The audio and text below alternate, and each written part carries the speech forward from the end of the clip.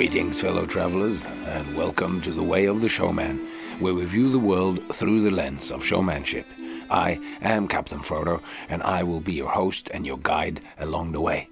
And today I bring you another wonderful conversation with Jay Gilligan. In this conversation, it had been a while since we'd spoken, and that meant that we just really laid into it. So today is a long episode, and we are exploring some of the ideas that piqued Jay's interest when listening to episode 103 and 104 of this ongoing exploration of play. So, of the Way of the Showman. He listened to episode 103, 104. He's got some sweet AI-driven app, so he can just push a button as he's listening, and it makes a small little snippet of writing, so he knows to remember. So that he uses them to formulate questions. And the aim of today is to concretize a little bit. Concretize the rather abstract ideas that makes up these episodes. I mean, in themselves, they're not abstract because they are really concrete ideas about play. But the abstract thing is that whilst I am talking about play, I am actually talking about showmanship. And by understanding play, because I believe that play is a form of showmanship, or that showmanship actually is a form of play. And by taking in all these wonderful ideas about what play actually is, we expand our understanding of what showmanship is.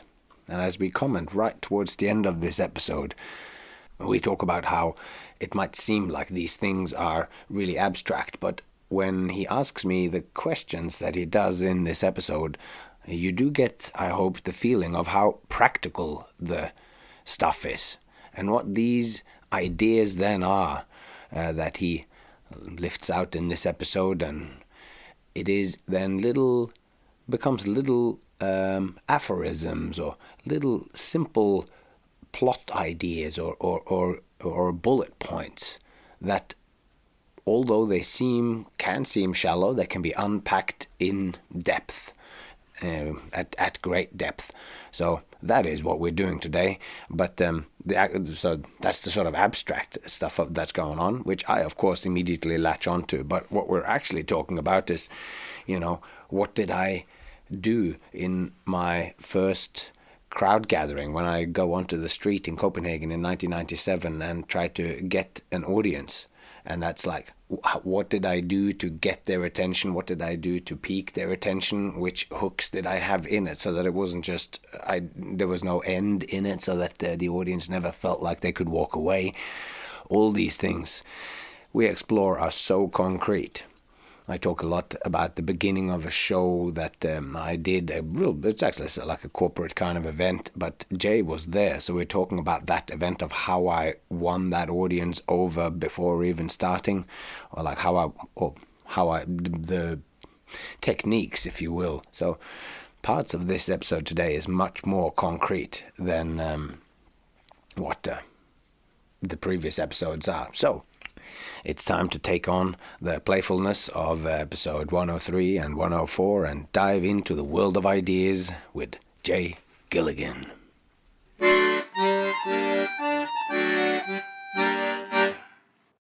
Oh, sounds like, is Teddy there in the background barking? Yeah. That's and in fact, the famous Teddy from the upcoming episode we're going to talk about. It is Teddy from the famous episode, and he is here now with 5 other dogs in the circus camp here. We have 6 dogs. So I had a bunch of things I saved from episode 103 and 104, and for the most part, I would say the things I saved, because you're talking about playing with Teddy, you're talking about playing and your daughter playing, Saskia playing. Yes. But so I saved some thoughts from those episodes because I wanted to ask you if you could go into a little bit more depth of these thoughts, more directly related towards performing or towards showmanship or doing a show, like a live performance, basically. And I know we'll probably get there later. Yeah, but we can foreshadow it now, yeah. Yeah, or in other ways. But I thought these things were the phrases that kind of jumped out to me, where I was like, oh, wow, if play is like that, then how can we translate that more directly towards the stage or performing? Well, So, and because I just thought, just a note on the structure of what's going on with these episodes, that which is like the behind the scenes. Why did I write this kind of thing? Because this is now I'm doing exactly what we talked about before, and I might include that little where I ranted about what the Connect and Play episode is about, and about trying to define something, which of course you know from your ongoing relationship and the first episodes of Object episodes, your podcast, excellent podcast with Eric Aubrey. That definition is a huge thing. And how did I get around this? And one of the way that I talk about what play is to, in this episode, I try to lay out in two specific ways to ground the person in what play is. And that's what I'm going to when I'm then in the next episode, where I talk about play in 5 easy steps, which is just a hip or you can't believe what this podcast is about version of saying the 5 criteria of play, which is what it was called, because that's what it's about. But then play in 5 easy steps is a better title, which is the next episode. So in this episode, I tried to talk about how can I connect to people so that they really know what play is. Everybody played as children, so I'm talking about bringing this into focus for people in that you played, but that's kind of more abstract. So then I talk about how my daughter plays, and people also often have had playful encounters with dogs. So dogs and children are anyone who owns or interacts regularly with a dog has play in their life, and anyone who has a child, your whole existence gets filled up with play, where stuff is lying everywhere, and what looks to me like a complete mess is an unfinished game that at any time could sprout again. Something that Saskia started to play with and started a game with these two people, and then she's waiting for them to come back, so they're going to keep doing it. They probably never will, but so in this episode I talk about playing in a ways that people will connect to it. And also what I am doing is that I'm seeding, specifically making sure that even though these are real play episodes, I'm making sure that I'm seeding all that you would need to know to have story or easily accessible images for what we're going to talk about in the next episode. So that's what's going on in this episode. And anyway, that was No, that makes a lot of sense. That's great. Well, so let's just jump into the first thing, and these are all a little bit connected more than normal. So it's maybe going to be more of a flowing one bigger conversation than little discrete moments. But I have a couple questions here. So you're kind of this is like at the beginning of the episode, and you're doing a bit of a summary, and you say the first thing. This is like relating back to Nale's book a bit too, where it's like the first thing that the performer does when he comes out onto the stage and the audience is there, you want to connect immediately when you come out. You say, I am here, you are there. I acknowledge that you are here, and we're going to create something together. And so what I wanted to ask you about that is that I think generally like maybe we unconsciously understand this agreement when we go see a show as an audience member, right? Like you're in some sort of implicit agreement with like, I will give you my time and attention. Like I paid a ticket. Here's my little paper ticket. It proves that I transacted money. And I come in and I sit down in the seat, and the chair is facing the performance area. Like this is all organized ahead of time, right? And we all agree with that. It's not confusing to us. Like, why are all the seats facing the same way? Like we all know we are in the audience. But what I really want to highlight here and kind of have you speak about it a little bit deeper is this acknowledgement, like you say, we're going to create something together. And I think from the artist point of view, from the performer point of view, that's really clear. Like, we all know that that's what's going to happen. The performer is going to come out and give the audience something. We always talk about, oh, the Rolling Stones, man, Mick Jagger, he's over 80 years old and he's still giving it his all. Like, we use that word giving, right?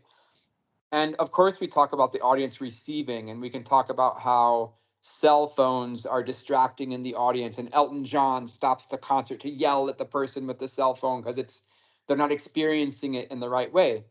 So we have this idea of giving and receiving, but I think what's really cool here is this idea of creating something together. And that's often overlooked in our language and how we embody or think about being an audience, right? So how do you when you're the performer, kind of how do you let the audience know that we are in this together, and it's not a me against you, it's not me being active and you being passive, etc.? Like, how do you make this together thing? I think that's the important part. Yeah. I mean, in the ideal sort of performance or so, I guess it's kind of maybe using the, because one thing is when I'm coming in, and that's a situation that you just described.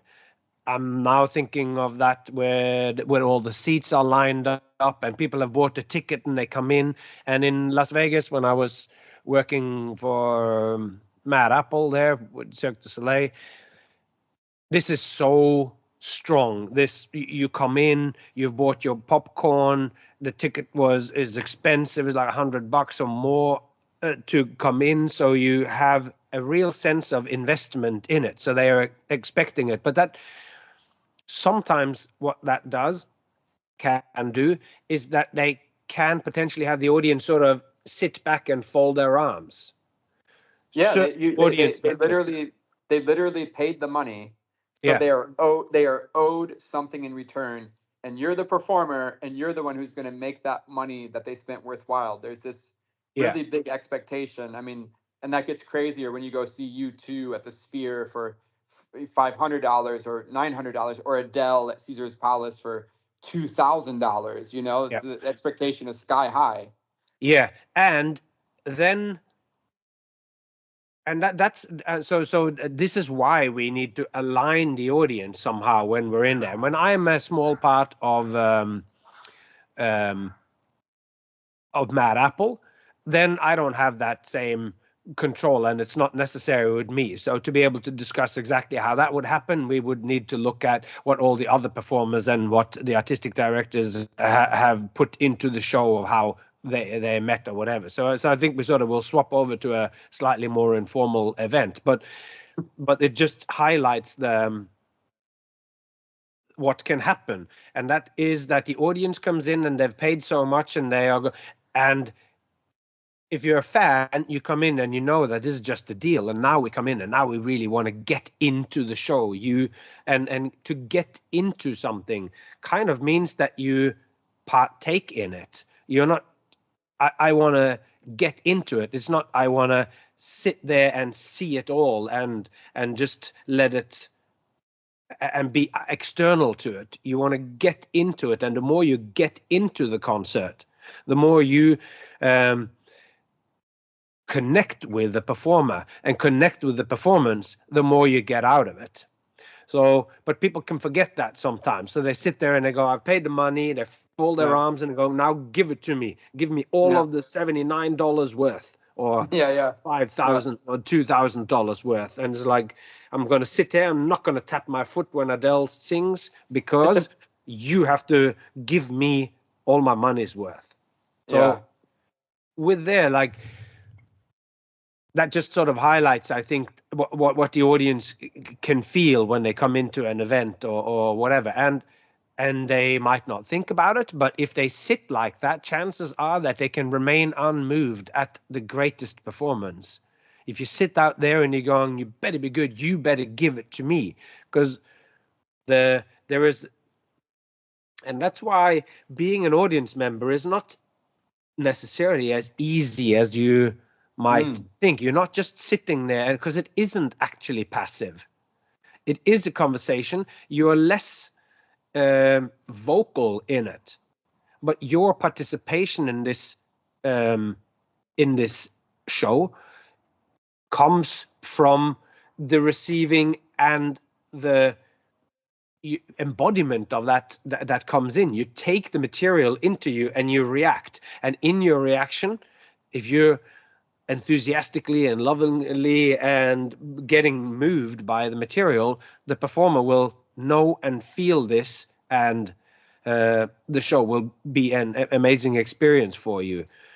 So I lost my thread just there a little bit. Well, so let me just say though, also conversely, there's also, since we were talking about ticket prices and expectation and the audience's role, you also have the opposite effect many times. Like people go see before the show closed, the Beatles' Love, the Cirque du Soleil show in Vegas. And, tickets, let's say $250 is like average ticket price maybe. And then people are like, man, this show's great. And it's like, it has to be great because you just dropped $250 on a ticket. You don't want it to be bad. And that function can also be seen, like in my life, many times when I was younger, where it was like, oh, hey, let's do a show. Let's just make it free for the audience to come. That way, more people will come. Money won't be a barrier to the access to this show. But in the end, less people come if it's free, because then they go, oh, it's not worth my time. If they're not charging money, it must not be very good. And so you have this kind of dichotomy between all these ranges of experiences for the audience when there's money involved. And, absolutely. Yeah.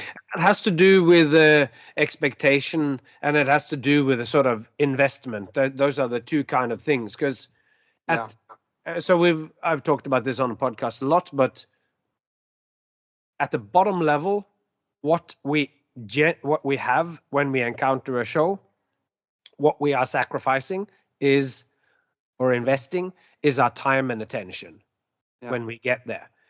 But there is, of course, before that starts comes the ticket price and all that sort of stuff beforehand. But the real kind of cash value of what we do is the time and attention that they give to you.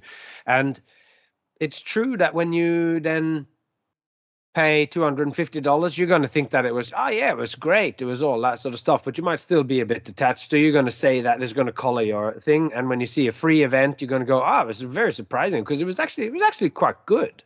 Yeah. Even though it was free or whatever. Right. So the fangs of capitalism gets into you no matter what it is that you do, if you could put it in that way. But I do thinking about this idea that the performer and the audience are creating this moment together. Yeah. Is there anything that you can speak about that you notice that you do at the start of a performance, of any type of performance, where you're cluing the audience in that, hey, we're doing this together? It's not just you lean back and I. Yeah. And so that was why. That's exactly right. And I thought that maybe we might have talked about this before as well, but it becomes the go-to kind of thing of shared experience that we've had. When you came to visit me in Norway that time, and you and me were doing a gig, but I had another gig booked as well. Yeah. And it was for a big group of people who had like their yearly meeting or whatever. And the way that I came into that, I knew some of the things that they had done that day and everything. And I came in and I was introduced, and they were like, oh, Captain Frodo, and probably said it's like, oh, he's lived in Australia and he performed in Las Vegas and whatever they say. And then you come out, but then I'm also actually like, I'm going, hey, going on the enthusiasm of it. But then I actually sort of talked to them a little bit and said, so great, this like I love what your organization stands for. They're basically like they have to do with trekking and hiking all over Norway, which is a huge thing in Norway, trekking, and they build cabins and they do all this stuff. So I knew stuff that they do, and I knew specific stuff that these people had done that day, and I talked a little bit about it. And I'm sure this is like corporate performer 101. Yeah. But no, but that's great. So you say something personal to them, and in one way you bridge the gap. You kind of become not one of them, but you acknowledge that, like, hey, I actually care about you, because you went to the trouble of finding out those facts and like acknowledging it. But at the same time, also, I'm not just like going, I'm like you or whatever, but all of that talk that I know what's going on with them and what they've celebrated and done today or whatever, it brings us into this moment now. It feels like a little chat, but that was it was a good example, and it worked really well. They really sort of responded to me, and they connected to me instead of me just coming out straight up and just starting the music and going into a routine, which could be that was an example of how I would get all the people kind of into the same moment. And there was still some people coming up, and they had been getting drinks, and I think it had been delayed because of food had taken longer or whatever. And just to sort of go, oh yeah, that's all great, and it's happened, like acknowledging that that's happening, and somebody comes in, and then acknowledging that person when they come in just by going, oh yeah, great, yeah, good, you got beers, is that are all of those for you, or is it now I'm right in this moment, I am here, you're here, this is your experience, this guy just came up the stairs, and it really pulls us in. We are now in the same moment, and then I'm of course looking for a conclusion of that thing of we are here, you're here, and then once I've done that, then I go, it's like going, oh great, oh, and who am I? And then my opening thing there was my spoon act, which starts with what is the difference between circus and freak show. Right. So while I talk about myself and then what I do or whatever, and I got up and worked in Australia, that was that. I worked in a freak show, and I worked in circus, and I worked in lots of different things, but maybe you guys don't even know exactly what the difference is between circus and freak show. So now my biographical, I've met you guys, I know your organization, and thanks to who got me here, and here I am. So now I'm quite specifically, almost in the summary that you read up, I'm doing specifically those things. This is you guys, and I know because I do a lot of trekking, and I walk on this track, and whatever I said, and then this is what you did, and let's give a round of applause to the pensioners who's basically refurbished the whole house. That's now a new cabin for this trekking destination. And then this is you, and now I'm going, this is me, and we're here together. Here's a guy coming up with a beard, and all those things which sound so shallow and so easy or formulaic. If you do those right, they are genuine moments of connection, of where we are going, you're here, I'm here, and let me tell you a little bit about myself, exotic locales, doing all this sort of stuff or whatever, going, but then, let me show you, here's this prop, and I'm going to balance it in two ways, and before they know it, it's all crazy, and the spoon is up my nose, and I'm stomping around like a Neanderthal. And then the show has started, and to then have these direct connections back and forth with the audience, with the public, or if somebody goes and the guy who came up with the beers, and you might respond to him again later and go, did you drink all those beers, or still got some left, or we can wait if you go and get another one. So all of that stuff, that's kind of how I do it, and it's easier to see it when I'm doing an event or a show where they are expecting just me, or they just expect a performer or whatever. Because that's great. That's what I wanted. Like those are some little techniques there. I mean, while we're on the subject of audience, I have to ask you, because I've been listening to a lot of magicians talk lately, and there's a lot of argument about this thing I'm going to ask you. So I wonder what your take on it is. So Frodo, is there such thing as a bad audience? Do you know what I mean? Yes, I know exactly what you mean, and I'm going. I said, I mean, yes and no, but because they're in one way you can perform for everybody, but there are conditions that are bad to perform under, and sometimes the producer themselves suggest them to you. They go, we want you to come on unannounced in the corner, with no light. So then no, but I'm not talking about that. I'm talking about, well, maybe I am talking about that. Like just in general, I would say, so the general opinion I've been hearing lately from the magicians is, because I'm a juggler, so I have to position myself differently. So from the magician, all the magicians are saying there is no such thing as a bad audience. Like every audience, no matter who they are or what the conditions are, it's your job as the performer to make it work, and it's not the fault of the audience. For example, if you were going on unannounced and there was no light and there was really loud music pumping and you're supposed to talk with no microphone, like it's up to you to solve that situation for the audience, and it's not their fault because they didn't ask for any of those things. And that's completely true, that there is no, and it's also, I do so many shows that I don't care is not the right word, but that's what comes up. It's like the outcome of each individual event in the grand picture of my career as a performer does not make or break me. But I do also know that certain events goes through the roof and they're spoken about or whatever, and other events does not do that. That's not in any way down to the individual nature of any of the people present. But if you come on at a Christmas party and you come on, they've decided to put you on at 1:30 at night. Then you go, no, there's no bad audience. But if you're doing mentalism at that one and you're going process, and it's like, take this envelope and then open it up, and then there's a number inside, take 2 away, and then think of a person's name and now count the letters up in the alphabet to get, like, now it's not but it's not the right audience for you, and it's not the right situation. But individually, they're never. And so audiences can be bad in terms of that they are not primed to be an audience. If you think of the audience on the street, they don't actually exist. But I start by making them into an audience. Yeah. And if I arrive, as I often did on these Wallman's tours, Wallman's doing the Christmas shows, and I quite literally go on at the Christmas party at 1:00 at night to do my act. And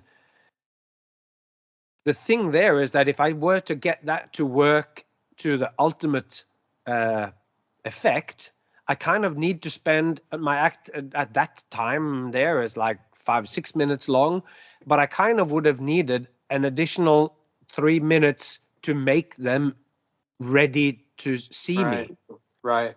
Because the material that I have pre-presented as an act that is fitted to music that's put into a program or whatever, and my slot is only 5 minutes, because then comes another 6 singers to do the, like, you can't talk to them and tune them into doing the thing, which is why I sort of swapped to talk about an event where I could do that rather than talk about how I am in Mad Apple, where I am plus minus 20 seconds, and if it's like 30 seconds over, the stage management talks to me afterwards going, is everything okay? Like you were going, something was going, and then I go, oh, it was just this and that happened and I needed that extra time or whatever. Yeah. Like it literally is like that. But you can, so that's one thought, that the audience can be badly positioned to be able to receive you or understand what you're doing.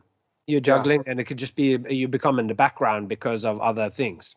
So that's a way that the audience can be, in quotes, bad.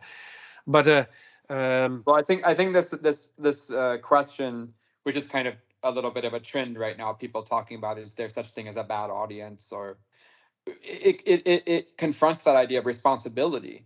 Exactly. Like, so that's exactly that. So that was my next thing. It's because my job when I get out there, and I'm just literally wrote about this here yesterday it is, we go in, what do they expect from a performance? And they can expect all sorts of things if they know it. But a lot of the time when you're doing an event, and the bad audiences that these people are talking about are really the people who have spent $60 per ticket, and now they're going to see you. They're the people who don't even know that they're going to be an audience. Yeah, they're often these audiences that you then talk about that are bad. They're not bad, that are difficult for you. It's a difficult performance situation. Your job will always be to fulfill this base level thing of they want to have a good time. Yeah, that's the main thing that they want from you. when they don't know you or whatever. Like if they have come because of a poster, if they've come because of an ad, if they've come because their friends said it, that's one thing. Then they are usually already really a bad audience. They can be harder. Sometimes those audiences can also be harder to win over than others, but they're not bad on the level that you can be when you're on an event and you're thrown into it. But your job will always be to give them the best possible time that they can have. And sometimes your material and your character and personality is not what this group is looking for. Yeah. So you have maybe you have a strong sense of irony, and these guys are a real sweet lovey-dovey group of people who goes, oh, this is kind of becoming offensive, but you kill at other events. Or you're at I went to did a function for a bank, and it was all it was quite fancy and all that, and they were in the middle of eating, and I had the feeling when I had probably done the wrong choice, but I opened with this sword swallowing act, and people were like, this is not appropriate. They were laughing at everything all the way along, and then in the very end, they realized, oh, this is a sword swallowing act. It's not just crazy cucumber chopping out amongst everything. And I was like, oh, this actually now feels inappropriate to be doing it. Even though that is a great act that whatever works under other circumstances, at that moment, I had not won them over yet. I needed to do something else first. And I've since developed another routine that I now do in those situations. Because if they get me, they'll allow me to do the sword, but I couldn't do it first. Right. But for whatever technical reasons, that's how the act needed to go. But I still ended up, by giving them the best possible time or whatever. But I could tell from some of the people sitting around the table, some of the wives there were going like, this is so crazy. Who the hell is this guy? So, but they weren't also a bad audience. And I was fully aware of that from the first after I've done it. So I changed my tune as I went on for the remainder of the another 25 minutes or so that I had of that show. So they were all excited, and it was all great, and I took up their boss on stage and did some stuff with him, and it was all exciting and whatever, but it's easier to tune those. So anyway, your point is always to make them have the best possible time. The key lies in the best possible time. Sometimes the best time that you can give them sometimes you can reach 10, but sometimes you can only reach 6 in the best time that you give them, because by the time you finished with your material, I now knew that my opener didn't win them over in the way that it was supposed to. Like they needed more than those 4.5 minutes of the 5-minute first act, because the last 30 seconds is sword swallowing. All the rest others is crazy magic and all this sort of stuff. And I thought that would have won them over. But in that context, it didn't.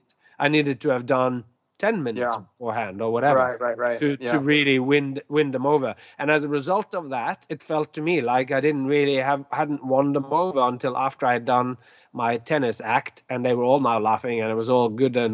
But then I only had one act left or whatever after that. So in that case, you sort of go, oh, okay, they were not a bad audience, but what I had planned or how I did that specific show was not the right thing. And so I think that's the key. Like your job is always to go, but the audience can also be received at different levels. And some audiences are ready to receive you, and therefore you can take it to 10. But other times you can't quite take it to 10 necessarily. And I think anyone who then says, no, but that's my thing, I take no matter what they are, and I can make them into a 10. And I think that person is either deluding themselves or lying. Because are. Right. Well, so I think a lot of the things I'm going to talk about coming up here are basically these like kind of dichotomies or these kind of tensions between two opposites. And we can just maybe sum this up here to segue into the next thing by saying that, like, again, just to repeat the quote, I acknowledge you are here and we're going to create something together. So there's something weird there between like, I'm the performer, you're the audience, I'm in charge, I'm giving, you're receiving, and yet what I'm giving you is also you being actively participating in what's happening. It's not just a passive experience. So I find that kind of fun, and this idea that we're going to create something together, this together thing. I think it's rarely talked about, at least using really like clear, articulated language. It's kind of more assumed or unconscious. But let's move on. Let's jump from there to the next thing. It says you catch their attention by giving them the attention. Yeah. And so what I think is so funny about that is, I don't know if I've told you about this before, but basically for my whole life, I never, and I still don't, related to this idea of the performer making eye contact with the audience. Like I understand it from a social viewpoint, from an everyday, like if I meet someone on the street and I say hi to them, I'll look them in the eye. I understand that, but there's some sort of function of performing. Maybe when I was a kid, it was overused, or it was just the different style than I related to. But this idea of constantly looking to the audience all the time, I guess there's an element to it for me of some performers where it's also like begging for applause, or kind of like an insecurity of like, are you still with me? Are you still with me? Hey, look at me, look at me. It's like, for me, I'm like, yeah, I get it. We're in, again, you have all those trappings of a theater to focus the attention. You have the chairs facing the same way. You have the black curtains. You have the blah, blah, blah. Like, I don't need to go into that, right? But this idea of like, why do you look at the audience has always kind of, it's been a question on my mind. And I actually interviewed a bunch of performers a ton of years ago, and I asked them, hey, why do you look at the audience? And 90% of the people are just like, well, because that's what you do. And that's the cultural kind of experience we have of performing. When we grew up watching shows, we would go see a show, and the performer on stage would look at us every so often to kind of check in with us or whatever. So we just get used to that. And then when we become performers, we emulate that behavior. But there was one person I asked that gave an answer that's exactly this quote here. I asked Victor Key, the juggler Victor Key. I said, Victor, why do you make eye contact with the audience in your act? Why do you look at the audience? And Victor says, it's just funny how he says it. He was just so matter of fact. He didn't take a second to think about it. He just goes, I come out at the start of my act and I look at every single person at the audience in the eye. I look at all of them. And if you've seen his act in Cirque du Soleil, like in Dralion, he comes out and literally does like a 360 degrees with his head. You know what I mean? Like to look at the whole audience. And he goes, I look at the audience so that they will look at me. And then he proceeds to do his whole act. And I thought it was such a fun, straightforward, matter of fact answer of just like, well, I'm looking at them so that they'll look at me. And obviously that looking at him was the goal. And I mean, in the case of his act, it is the goal, right? But it says, but you said you catch their attention by giving them the attention. And I think that's such a I don't know, to me it's it's kind of counterintuitive. I know what you mean. I've performed so many years that I can 100% I understand the concept. But like, hey, I want to get their attention. It almost seems like intuitively you would do something like I guess get their attention, like wave your arms or shout or something to catch their attention. But I don't know. There's something I find funny there. Do you have anything to say about catching attention by giving attention? Yeah. And it comes down yet again to exactly like you made that transition going. It's about acknowledging the shared moment that we have now. And it comes from me thinking that the key thing that's going on in a performance is about time and attention, and that it is about the shared attention. We pay attention to the same thing together, and that is what I am going to show you now. But it's also we share the time. So it's a shared experience which creates the event which we call a show. And it feels to me like a generous thing also when I come out. And even though I say I'd rather talk about that event that I did to describe it, when I come out at Big Apple, at Mad Apple, or come out to do the tennis act, I go, "Good evening, ladies and gentlemen, and everyone. Good evening, beautiful people." I think I say, "Good evening, beautiful people. It's so good to see you all." It's like I said that those are the first things, and I genuinely look and I take some time and go, "It's so good to see you all." And my name is Captain Frodo, and the way that I say it and the timing that I take, it's like I'm going out and I'm excited, and then I'm looking around a little bit, and then just long enough, hopefully, that they go, "What's going on?" or "What's you about to say?" Like just a moment of anticipation, and I go, "It's so good to see you all here." And I might continue to say more there, like, "Such a great, good-looking bunch of people, especially you guys over there," or whatever. Yeah. And yet again, it's to ground that thing in the moment. So I have that moment where I am here and I am so happy to be here with you guys. So I'm giving them attention when I first come out. So in that way, it's quite sort of direct what that is. I think that's really important, this idea of giving attention at the start of something to get the attention. So, for example, in another style of performing we've all seen, but like you'll see a performer who's doing an act to like a musical track or something, right? And they'll just launch into the act. And I guess the tactic that most people, like the traditional advice I've heard growing up, which is kind of fun to remember, is people say, "Yeah, you always open with your second best trick." Yeah. Right. Like you open with your second strongest trick because you're going to do your strongest trick at the end. And I guess it's that effort of trying to get their attention by starting with your second strongest trick. But I think this idea of giving attention to get it is something that is, again, not really spoken about a lot in my world, and definitely like just thinking about, again, teaching at these contemporary circus schools. That's really nothing I've ever heard spoken outright. I think, again, it's maybe an unconscious thing that we all kind of embody as performers. And I mean, you look around at other people performing and you kind of take that in, and it kind of becomes part of you. I get it. It's organically known, but it's really rarely explicitly stated. So I think it's an important point to say. If you want to get attention, you give attention, and that's a basic human part of the human experience. I think that's pretty straightforward. Yeah, and it also has, of course, something to do with my style of performance as well.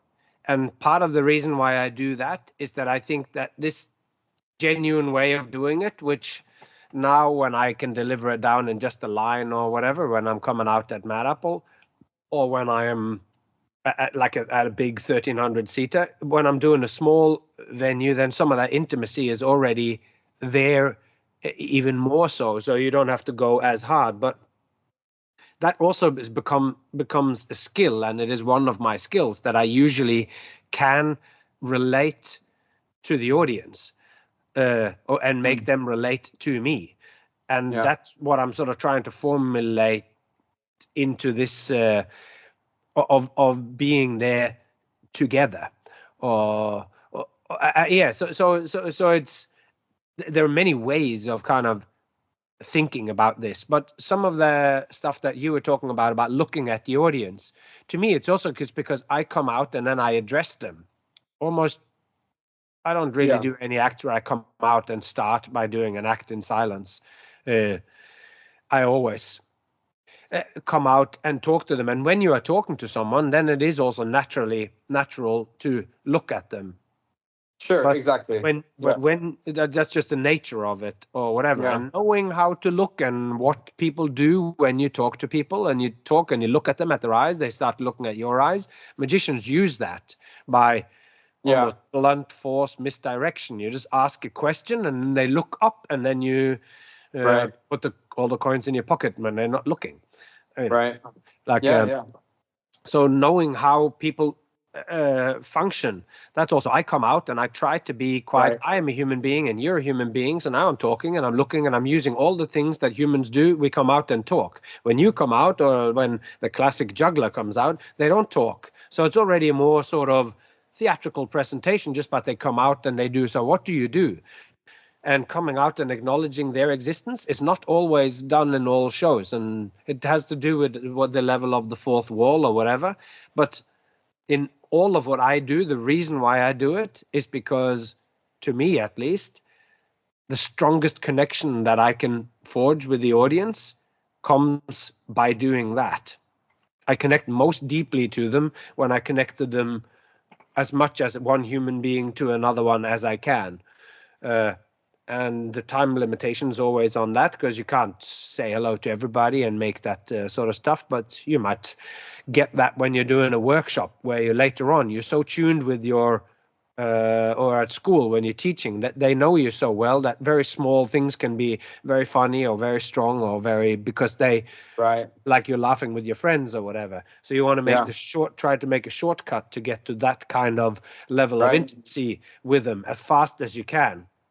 And if you come in, don't acknowledge them. Do your 7-ball cascade, and because you got the reverse cascade, which is your kicker for your second best trick, or your best trick or whatever. So you start with the 1 or whatever, and then you got the other one saved for the end. And you don't acknowledge them, then you sort of go, well, that's totally fine. But now they have to, or you're telling them to watch. Extreme example, but now you can fold your arms, you can sit back in your seat and just watch you like you watch a film, because you don't acknowledge them and they don't need to acknowledge you.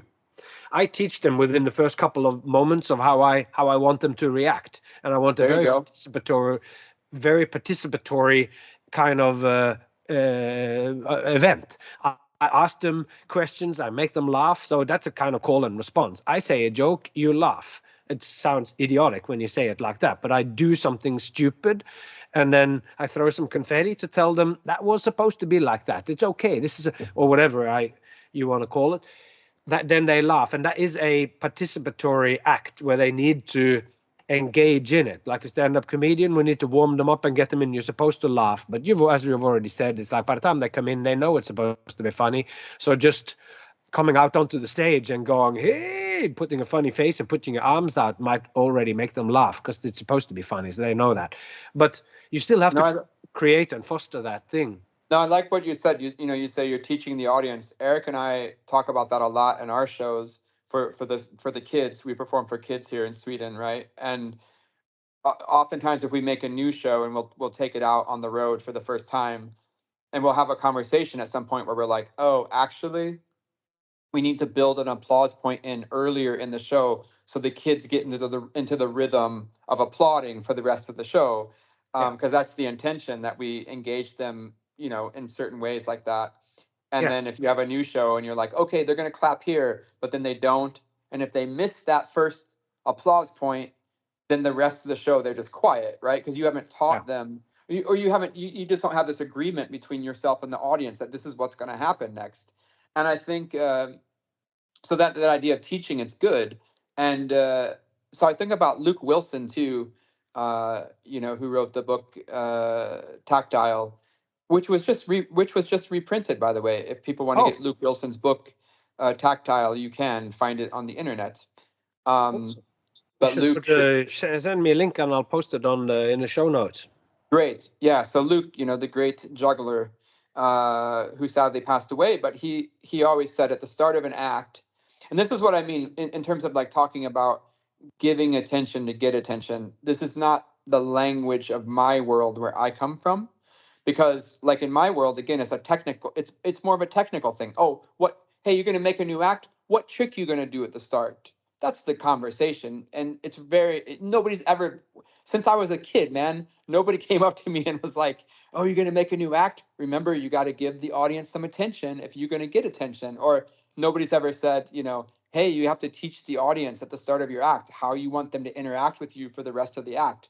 But it is so important. And so what Luke used to say he goes, at the start of the act, you want to, when you come on stage, first of all, you just have to know in your mind that people are trying to figure out who you are. Like, who are you?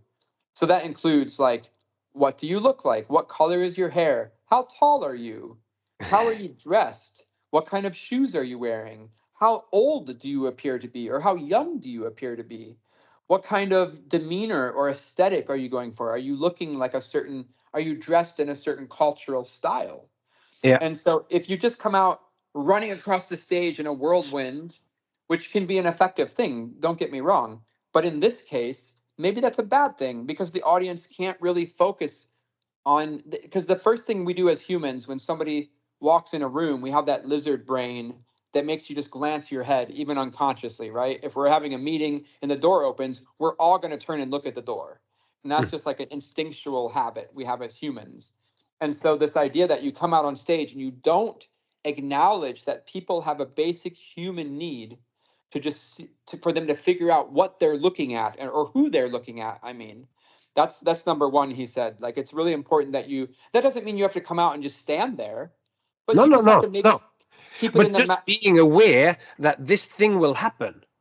Yes, You exactly. will be you will be Then you can, judged as a kind of character, no matter whether you right, put attention into it or there not. you go. It doesn't There you matter. go. They will judge you, or not judge you, but they No. will read you, and they will look at you, and they will get the Yeah. clues that they get from it. And if you have consciously not thought about those, their first meeting might then be confusing, convoluted. It might not make much sense. It might make them Yeah. think, did I pay money to get this guy? It doesn't look like or he just Yeah. randomly came up, like whatever.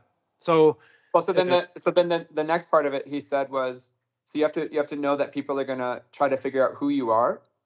And the next thing is so he always said the first 30 seconds of the act, because he worked in German variety all the time. He said the first 30 seconds of the act is make or break. That's when they decide if they're going to watch you or not. And because of course in German variety, very often they're eating food, they're drinking beer. They're not just there riveted by any small theatrical movement. They're there with their friends. They're there to have a night out of fun. and some of And them they're might be sitting in a chair which is not ideally positioned because they're yeah, round tables. So round you tables. literally, it's not Yeah, like the ideal situation you describe where everyone is facing the thing. People you're might right. need to, I mean, usually it's you might only have to adjust a little bit because the producers want everyone to be able to see, but you might have to readjust yourself to properly see the performance. So yeah, Absolutely. So yeah, so in the first 30 seconds, people are going to decide, do I want to take the energy to watch this or not? Like in a more engaged way, right? yeah, And so he said, so once people kind of figure out who you are, you have to let them know what you're going to do. But if you give away the entire game from the beginning, you're going to lose everyone. So you want to be, in one way, like, you want to give a hint about what's to come. Like, hey, if you guys keep watching me, you're going to see stuff like this. But you don't want to, at the same time, in that first 30 seconds, you don't want to be like, hey, if you keep watching me, you're going to see me do X, Y, and Z. And then the audience can go, oh, I understand. And then just like check out because you just gave it away in the whole first 30 seconds. So, but this idea, again, talking yeah. about giving attention to get attention, that was never in that conversation with him. He was talking about it from more of course, a theatrical standpoint, but more of a technical standpoint. As a juggler, right? You're saying, hey, you want to give them a taste of what's to come.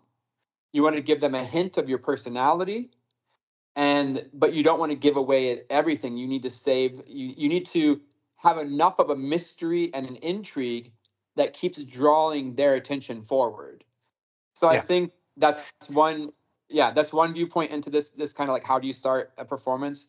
But this idea of like giving attention to get it is also equally important. And But I it's think that, and to me, I'll just sum it up, and or I'll finish up and say that, like, no matter which viewpoint or which, entry point into this conversation you choose, either your words into it or Luke Wilson's words into it, for me personally, I think the fun part is, like, if you would come to me now and you say, hey, Jay, you have to give attention to get attention, I would go, oh man, that's awesome. I know what you mean.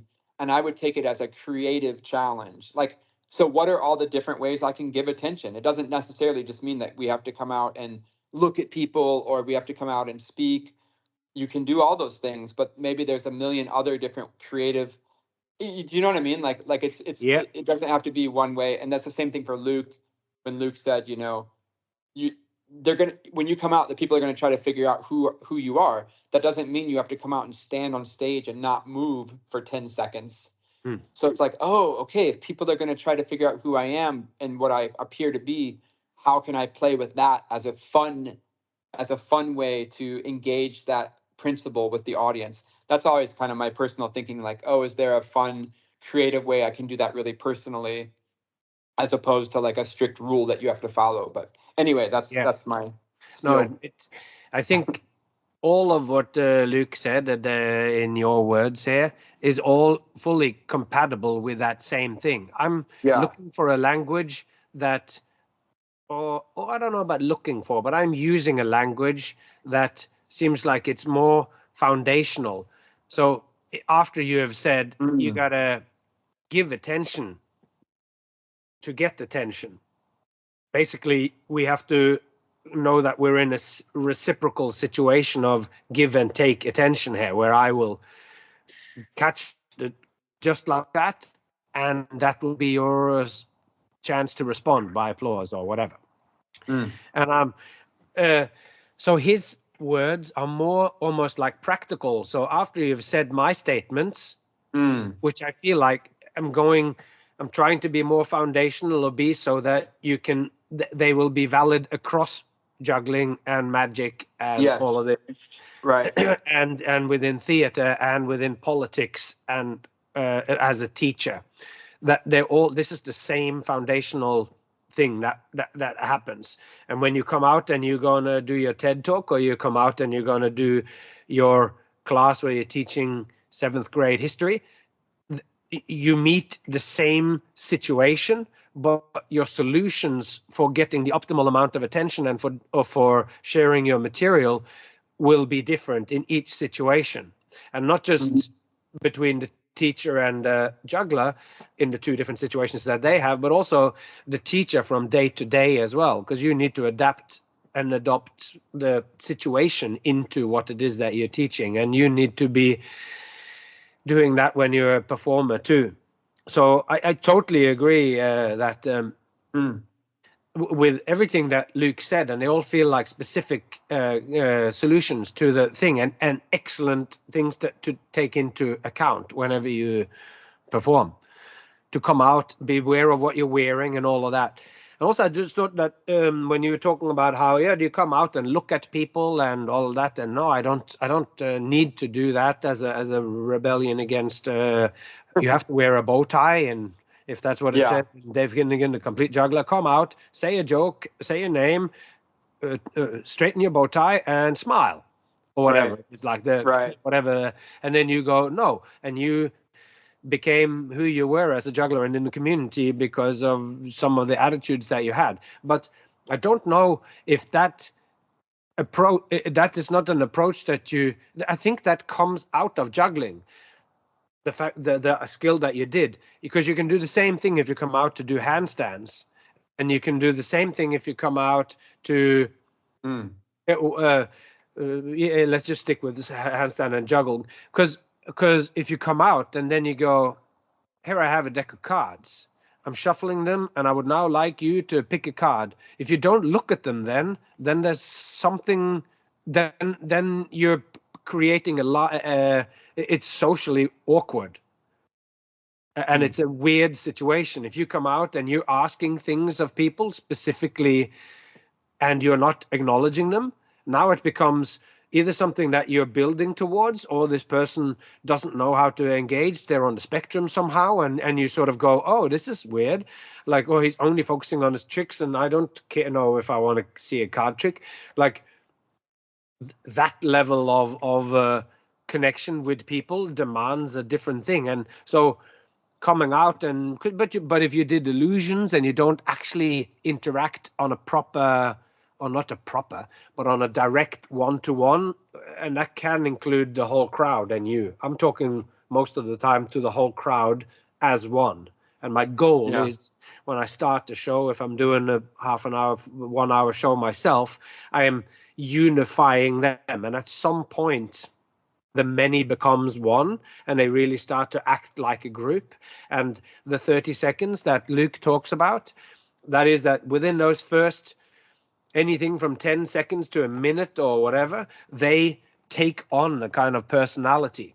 And it has actually started all the way before, while they stood in the line to get in, while they were, all of those things help shape them. The music that has been played outside has all is part of shaping them into who they are. And sometimes that might mean, then we're going back to the 1 out of 10, the audience comes in and they might be on 0 some days. It's been raining and they came there and then they've had a boring event and now you're being thrown at them. Right. And they're actually, they want to go home, but the producer said, or the organizer said, you have to watch this guy before you go home. So they're just waiting for you to finish.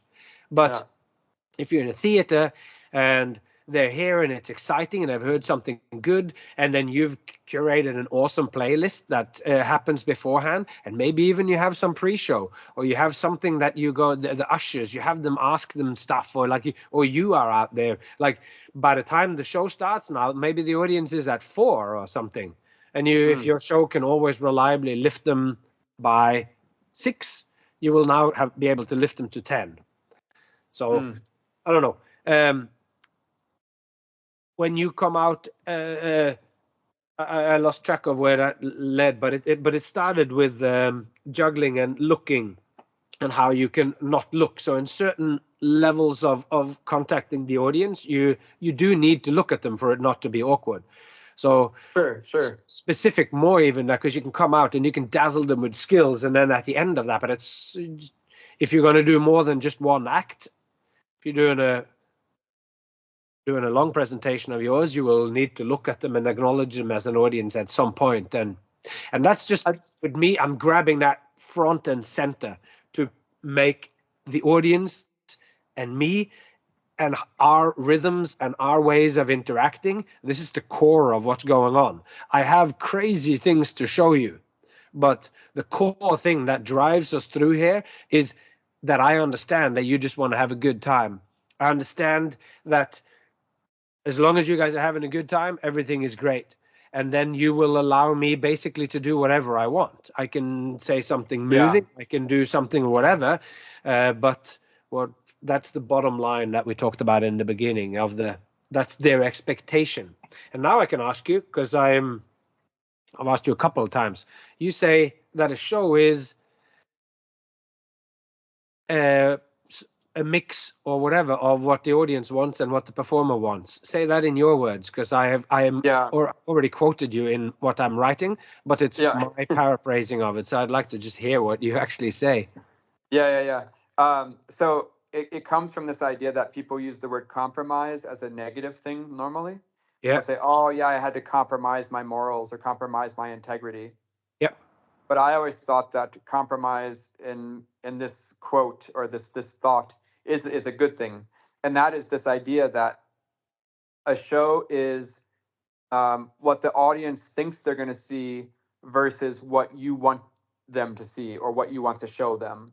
I mean, basically, it's like the audience is going to come see a show, and so they think they're going to see a show, and they have some preconceived notion about it. I mean, exactly. It's impossible not to. Even if the preconceived notion is, I have no idea what it's going to be. That's a preconceived notion that can be confronted or not, right? Like they like, oh man, I'm going to go see this juggling show by Jay Gilligan. I have no idea what it's going to be, and then you show up, and then they're like, oh, I know exactly what this is. You know what I mean? Like it's like you can also fail that expectation. No, but basically, it's like it's what the audience thinks they're going to see versus what you want to show them, and then what you want to show them, you have to make sure that that's what they're going to actually see, because for many performances, what happens is the audience watches the entire show through their preconceived notion, and they never drop it. They never actually see what you want them to see. They will see something in your performance, and they might love it, or whatever. That's kind of inconsequential, but the point is that you're trying to do something else and they're seeing another thing in that experience. And so for me, when you do a performance, the creative part of the performance is how do you resolve those two wishes, what the audience thinks they're going to see versus what you want them to see. And then it's the creativity comes in the compromise between those, and maybe instead of the word compromise, we can just say the word acknowledgement. You acknowledge that the audience wants to see or thinks they're going to see a certain thing or wants to see a certain thing. Yeah. So in what way do you acknowledge that? So I can give a couple of concrete examples. And one is like, I did this thing called Shoebox Tour America. I did it in a bunch of different countries, but we did Shoebox Tour America for 7 years. And I would take different jugglers from all over the world, from Japan, from Europe, and we would tour America. And of course, we were like, generally, I would bring really hyped up jugglers, like hyped jugglers. And so we would get a bunch of juggling enthusiasts as our audience in every city. And so I don't know if you've ever experienced that. I mean, you're a juggler too. So you know that energy of a crowd that's full of a bunch of specialists who are going to see that thing that they are interested in. They're just like vibrating with, oh my God, they're going to do all the tricks. They're going to do, oh my God, they're going to do the thing. And they're so hyped up about what they expect they're going to see that they're not even in the real moment. They're still in their fantasy. Even they're in the room during the show. They're not watching the show that's happening. They're watching the show that they're imagining is going to happen.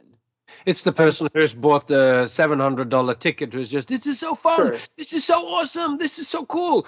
And the show is vibrating on a different level, but you're in a different, you're not receptive to exactly what's going on. Yeah.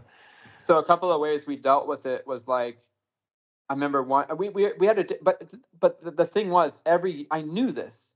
And so every year for 7 years, we do a different cast, a different show, different tour.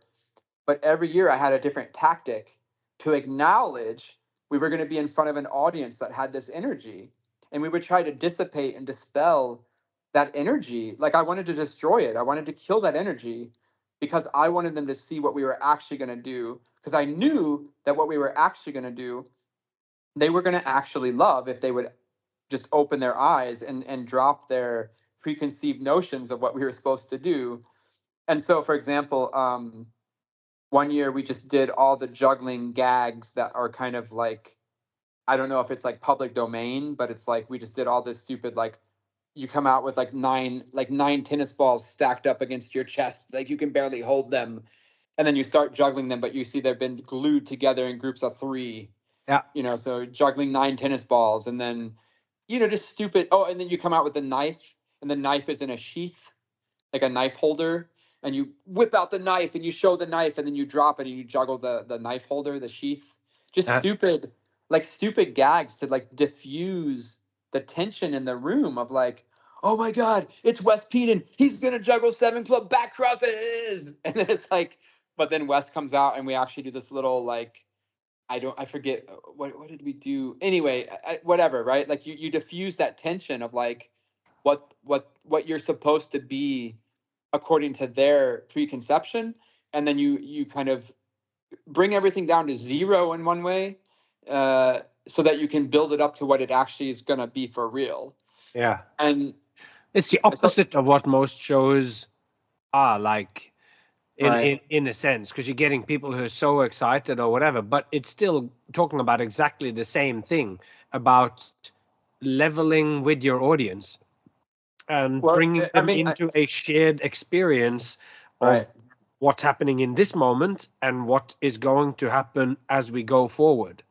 I mean, for sure, there would be many different tactics to take. That was one form.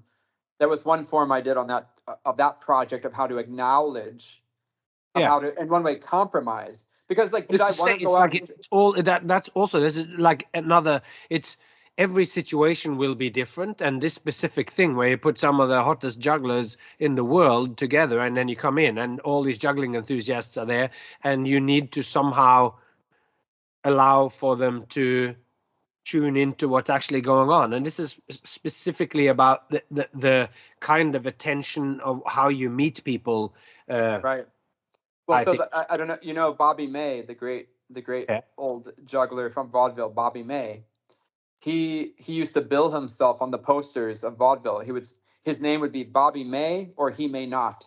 It never said Bobby May Juggler, because Bobby May thought that people might not like juggling. but he knew that if they would see his act, if he could get them to see his act, they would like juggling. Yeah. And so he would say, Bobby may or he may not. And he opened the act by playing harmonica for 2 minutes. So people go, oh, here's the guy. Oh, what's he going to do? Oh, he's going to play harmonica. That's kind of cool or whatever. And then it was like an old bait and switch. And so people are like, oh, that guy with the harmonica, he's pretty cool. And then he would start his juggling act. And that's another way to acknowledge and say, oh, I don't know if it was true or not, but like in his mind, and obviously it was true enough for the market he was in at the time. In his mind, he goes, oh, people think they're going to see juggling. They might not like it. Maybe they've seen a lot of bad jugglers lately, but I know I'm a good juggler. But how can I get them to watch me if I can't just say like good juggler, because no matter how I say the word juggler, they're just going to have this previous experience of maybe a bad feeling. So then he just didn't say he was a juggler. And that's a way to, again, I can say the word compromise, right? Like, did I necessarily want to go out and juggle 9 tennis balls glued together? Like, not really. That's not like in terms of my, how would I rather spend my time with us together showing you something? It's like, well, maybe I have other things I'd rather show you. But at the same time, I acknowledge that if I don't show you those tennis balls glued together, you're not going to see what's going to follow.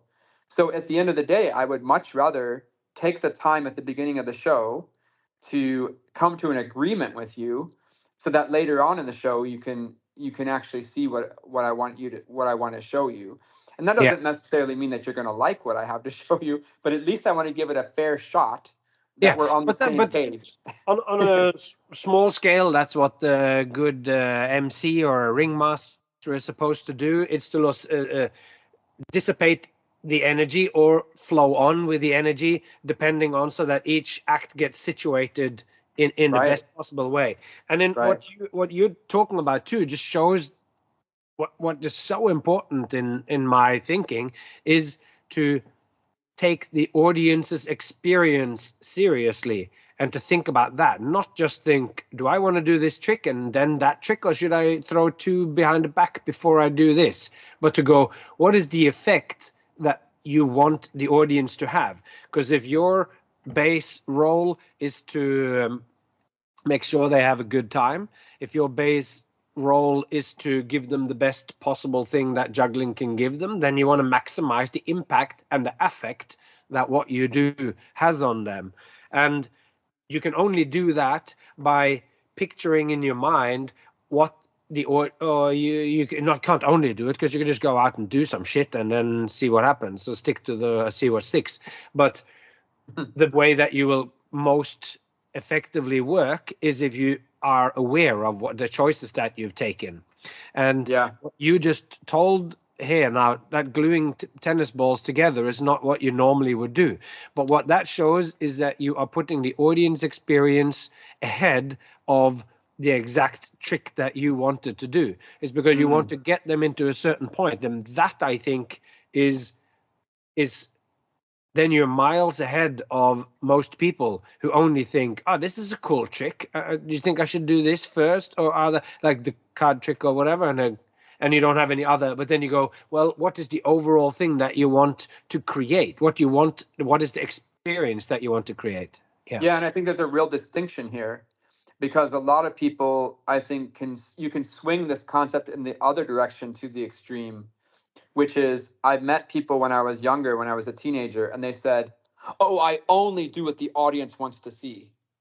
I'm only there to serve the audience. I have no place in any of this. I'm just a servant of the audience. And of course, we don't need to go into examine all of that statement, but this idea that, like, first of all, you would know exactly what the audience wants to see, that's clearly not true. And second of all, that you have no desire from yourself to give anything other than what they want to see, then it's just like, I think that's so like, yeah, it's useless advice, and it's an extreme of it. So it's like it's weird because you gotta have you want to say something. You have to have something that you want to show them. You have to you have to want to show them something, and that's and you have to have that prepared. So Yeah. he doesn't go out and just do what they want. He doesn't come out and go, "Hey guys, what do you guys want to see? I'm going to do whatever you want to see." That's not true. Because if they do, then you go, "No, but it's going to have to be within the realm of juggling, and it's going to have to be one of the routines that I have that are actually good." So I have to keep my clothes on and whatever. When you get and even that they say, "Oh, we want you to take your gear off." If you have genuinely started a conversation, then you got to be prepared to actually give it. So you're not actually there just doing that. And anyway, the audience comes there and they're expecting, once they give you your attention, give you their attention, that you have something to show. But you're prepared that with them in mind, but they don't want to make the choices or the. No, but you're being too generous here. That's not even what these people are doing. You're being way too. You're even farther ahead than they are in your example, because you're talking about, in one way, fictionally asking an audience, like, hey guys, welcome to my show. I'll do whatever you want. Like, what do you want to see? Like, in this conceptually, fictional way. These people are even worse, because they're sitting at home and the conversation goes like this. The internal dialogue is like, oh man, should I juggle my 5-ball multiplex pattern? Nah, people don't want to see that. They'd much rather see 3 knives. Oh, should I, hey, I have this really cool idea with like a dart gun and like a balloon, and nah, they would much rather see me juggle 3 apples and eat the apple. Like, they are, projecting onto the audience. And so that which rounds out nicely and does a nice little callback here in this conversation to that idea of like why I was kind of alienated or am alienated from looking at an audience. I think it's because early on, when I was a kid and a teenager, I found people's performances, or many people, to be condescending. I felt like I was being condescended. It's that idea where the performer doesn't give the audience any credit to be interested in what they're doing. I had advice, Frodo. I literally had a guy when I was a teenager who told me, you always have to remember the audience is bored and stupid. And you have to keep that in mind all the time. And yeah, if you think that the people you're performing for are, number one, bored by what you're doing, then yeah, I guess you have to constantly keep staring them in the eye so that they'll keep looking at you.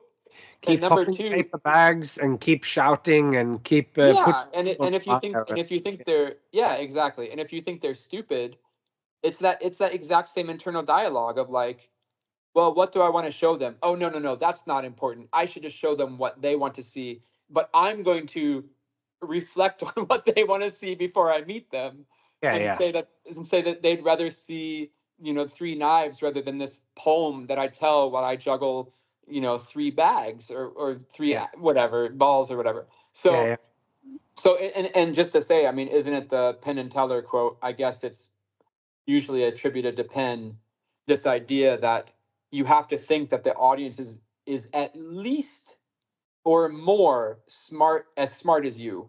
Yeah. So you want to approach the performance, and you want to say, oh, everybody in the audience is and that's the other thing that somebody told me.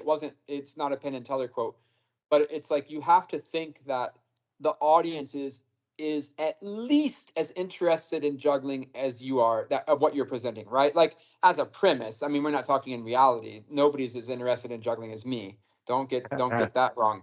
But do you know what I mean? That you have to come out with the confidence to be like, what I'm doing has the possibility to be as interesting to all these people as it is to me. Or then what's the point of showing it? Like, I don't get it. Yeah. And that's right.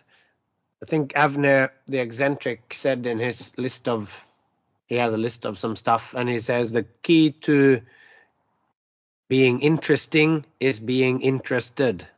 Right. Yeah. And coming out, and if you present your material as if it's important and you genuinely care about it and you're interested in it, it's already interesting to other people.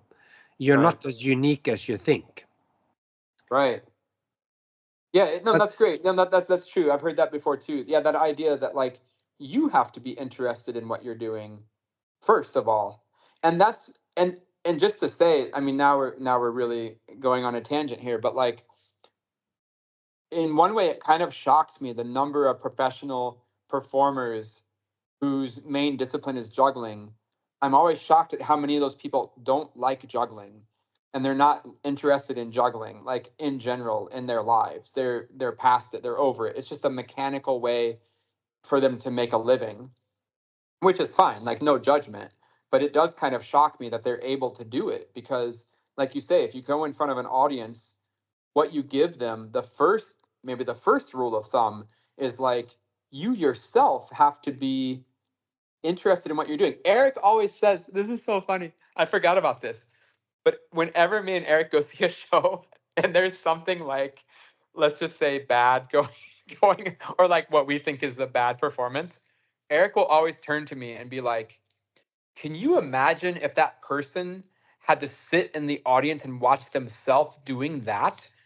Like, and it's actually a really good rule of thumb. I think of it a lot. Like when I'm in rehearsal and I'm making a show and I'm just like, wait a second, what if I was in the audience watching this moment? Would I like to see this?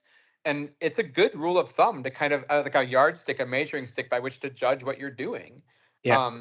Yeah. It's Anyway. also, it can be amplified by this idea that you should film your performances, and after you've done the performance, you should watch it. Because it's extremely rare to hear somebody goes, it's like, oh man, I like performing, but I really like watching a video of myself doing shows. Right. Because people like, oh no, I don't like to watch my own shows. I don't like to watch me perform. And you're going, no, but you should. Because you are your own worst critic. And if you keep watching this video and eventually you even like it, then you have something that you're genuinely proud of or whatever. Yeah. Of course you're proud of what you do. I had to make a rule when I was younger. And the rule was I had to perform a thing once before I watched it on video. Because I found I was just such a, crazy person that like, because I would film stuff before I performed it and I was just never happy. I was like, oh, this is bad, this is bad, this is bad. And I would just never perform it. And then it got to the point where I was just like, no, okay, wait. You're not allowed to watch anything on video until after the first show. Because I think also there's so much of a first performance that solves so many theoretical problems before something goes on stage that you're just in your studio and you're like, how's the audience going to react to this? Maybe like this, maybe like that.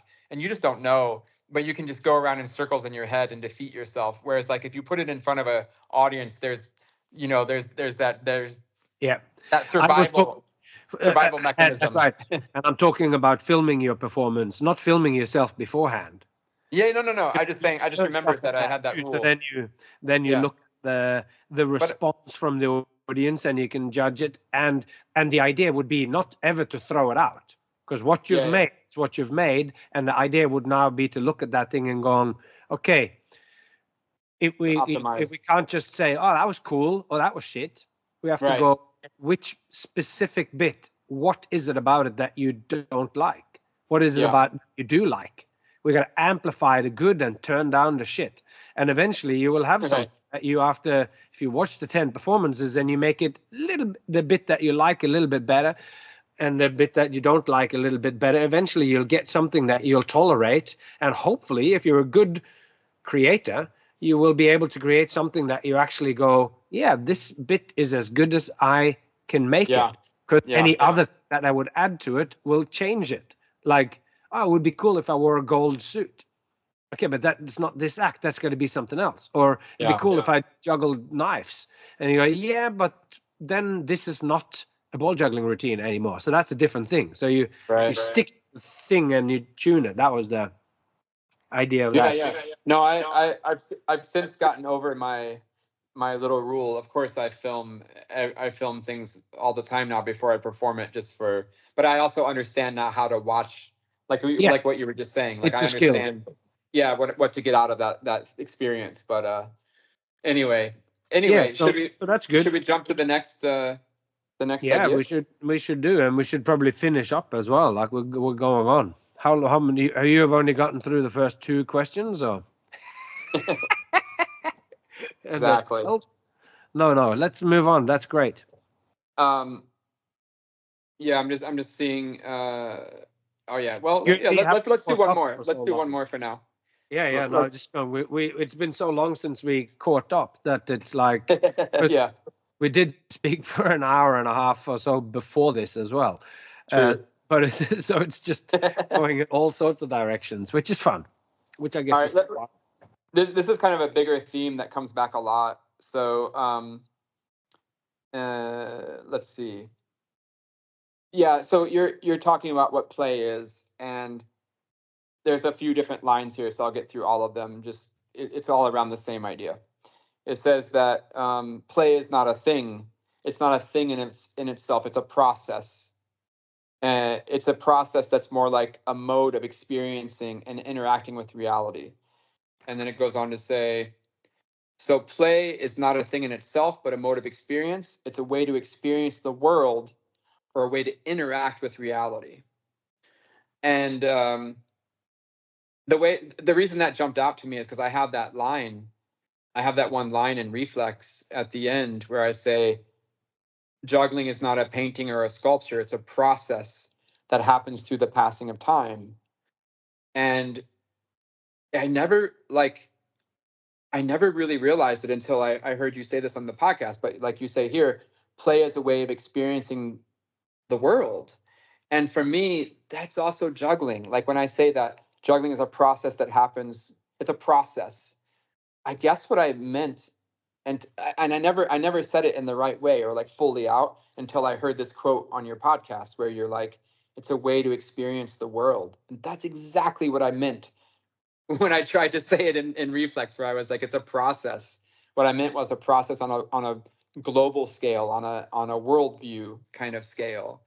So I think it's kind of fascinating, this idea of like, first of all, that we're trying to like in your series now, you're trying to talk about play, or you are talking about play, but you're trying to explain what it is. And like you say, it's so hard to talk about things like when it's a process. It's not a thing that you can just point to and just encapsulate with one gesture and say, this is play, and like you just point to it and there it is. It's like it's a process that happens through, I don't know, like you say, it's a way to experience the world. It's a way to interact with reality. And I think I've asked you this before on these little talk back sessions about the current series. Let me formulate a question then out of this, which is interacting with reality. So what is reality then in the context of this? And we don't have to get so crazy big about it, but just like, if play is this process and it's a mode of experiencing the world and interacting with reality, what can you tell me a little bit more about what you mean by it's a way to interact with reality? Because I mean, for me, there it starts to call into question then, and maybe I'm thinking too deeply about it, but like it calls into question, what do you mean by reality exactly? Or like, how does play interact with reality? Can you riff on that a Yeah. little bit? I mean, it's a huge thing to try to say what reality is, but Yeah.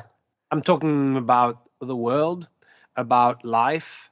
So my daughter and my wife is part of my life. They're part of reality as living entities, paying bills, going to the shop. All those things are part of reality. But I do believe, just like you said about juggling, that juggling is it works on all levels.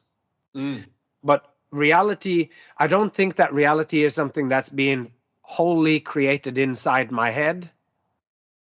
Full idealism, that there's no, I think that there's a real world out there. But I do think that there is more to that real world and that I can only see parts of it. And I interact with it in a certain way based on myself. I am in a relationship with all the different aspects of the world. I'm in a particular kind of relationship with my wife and with my daughter and with paying my bills and everything else. So, and a process is always also a relationship. A process is not a thing. It's an interaction between elements, whether it is a chemical process or it's a relationship process or it's your health. That is a process that's ongoing. So I think that reality is a process in itself. And the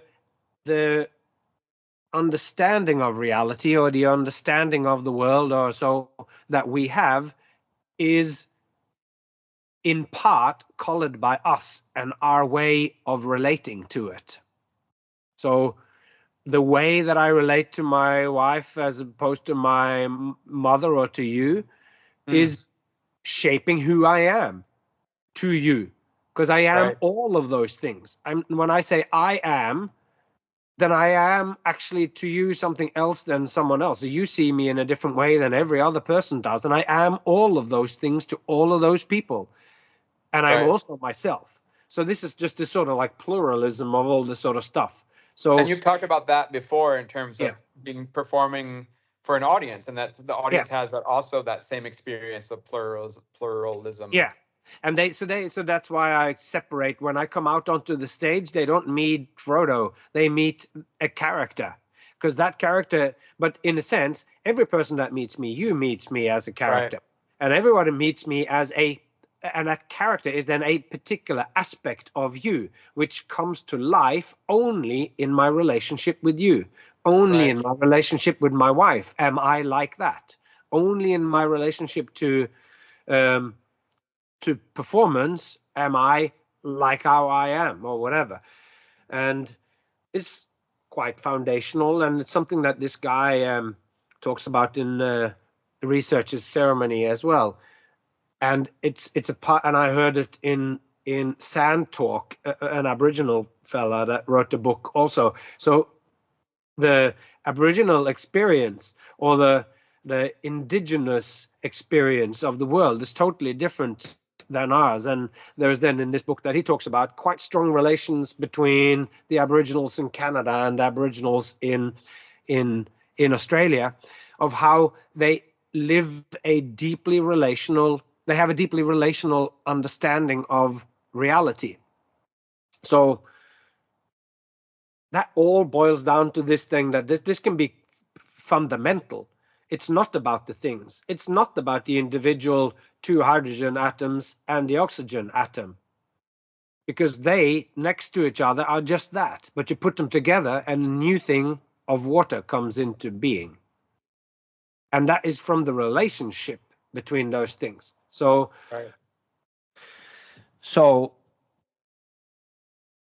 play is a mode of experiencing the world. Play is a way to interact with reality, interact with the world as it comes to you, interact with other people, interact with other things. And you can, and so that's what we're trying to describe. What then are the characteristics of this mode of approaching the world? Are you approaching the world factually, and this is this and this is that and this is separated out, and this is the fact about this, and this is how much it weighs, and this is how about or where it sits exactly located?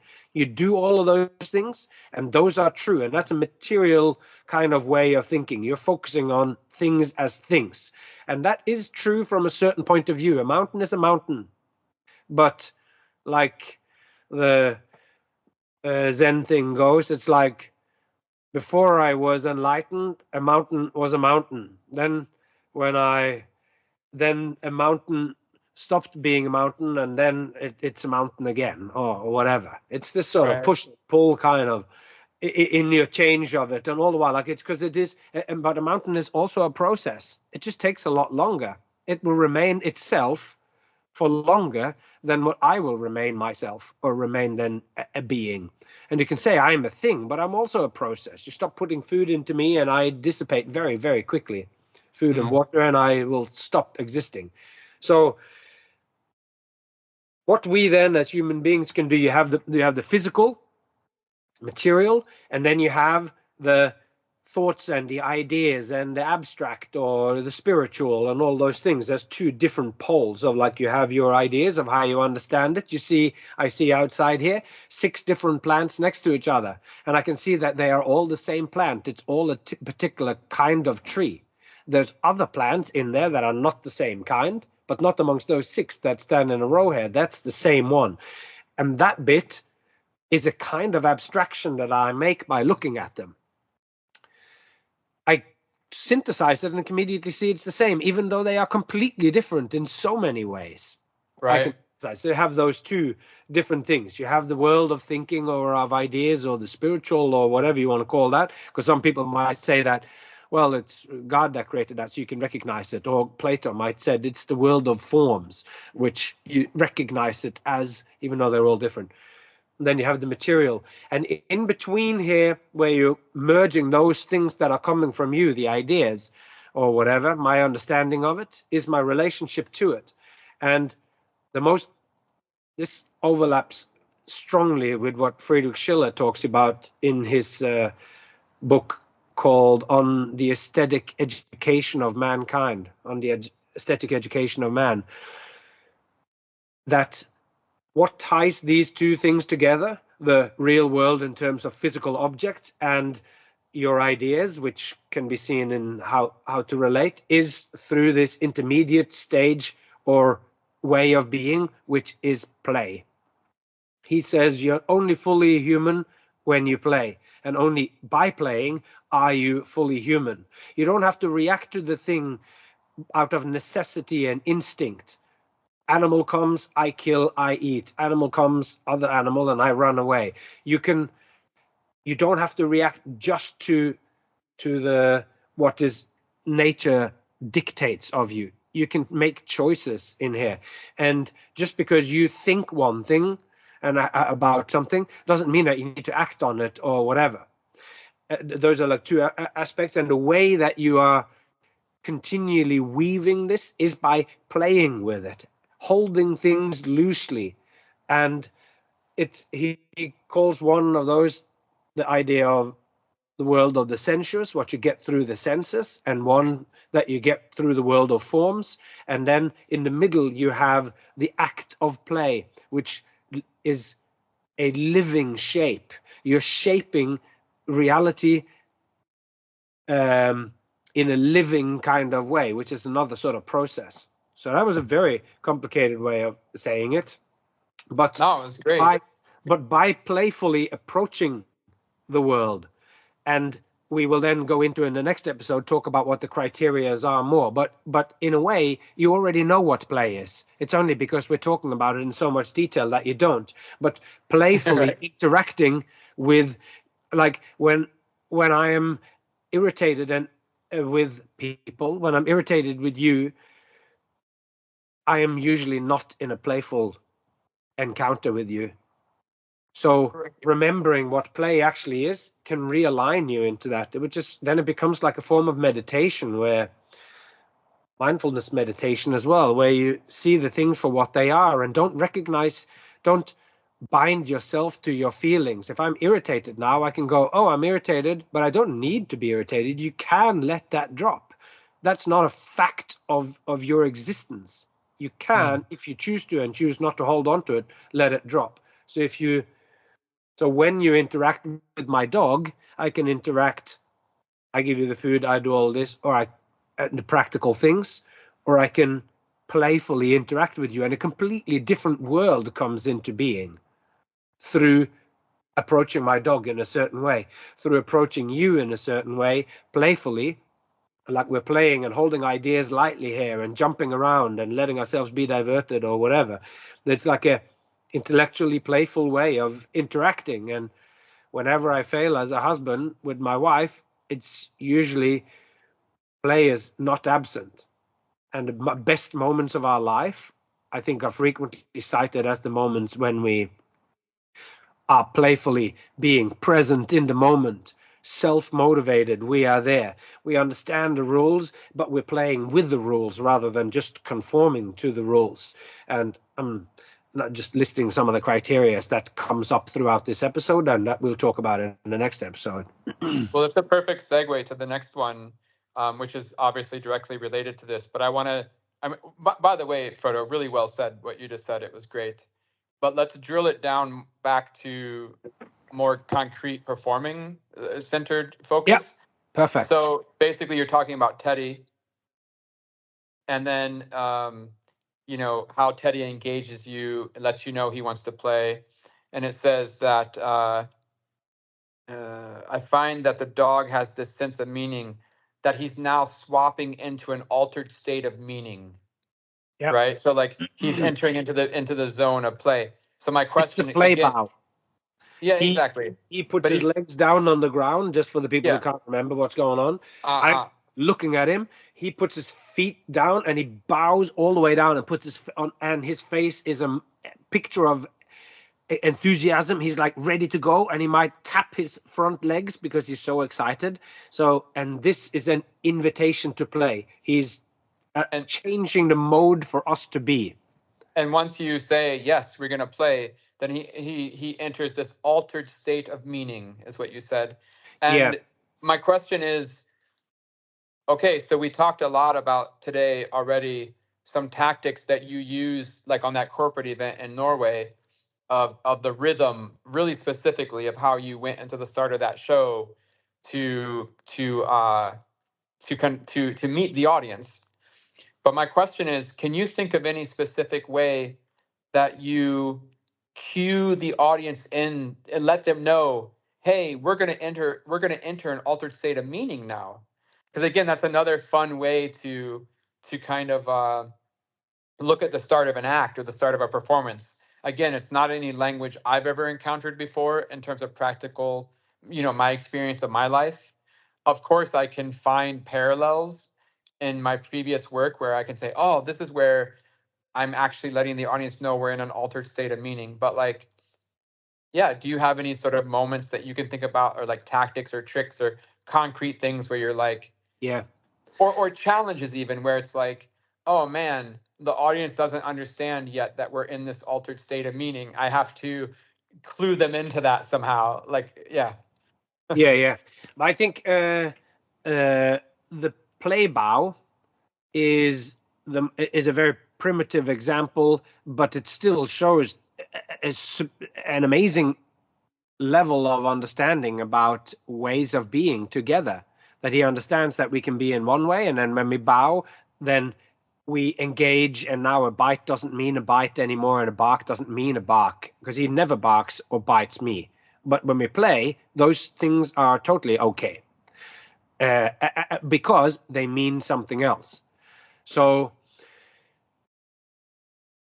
what's the equivalent of the play bow? And the play bow is already, by the time you've bought the ticket, you bought a ticket to this experience. You're now ready for what's coming in. And this experience is other than everyday life. Sitting down in rows in a darkened place, you're already bought in. You know it's funny. So by the time somebody comes out now, I am already participating in what my expectation of it is. So in the best case, Ricky Gervais will come out on stage, or Hannah Gadsby comes out on stage, and you already think it's kind of funny already. Like they just come out and the way they behave, it's already like, and you.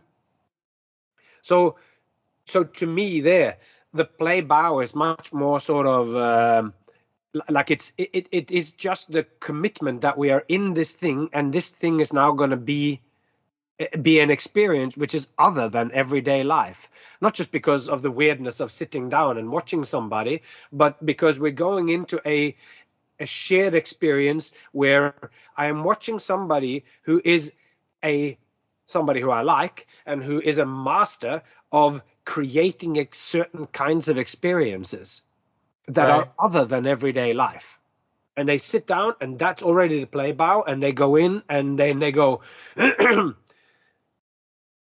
they will, even if it's a famous person, maybe for the first 5 minutes, 7 minutes, they will be laughing and going, but then if you aren't actually good, if you didn't put in the work and this is not actually funny, then the thing will crumble and fall apart and be a bad experience for everybody, and going, and I love Star Wars, but I have had experiences where I now go and sit down either for the TV or for the movies or the Alien franchise.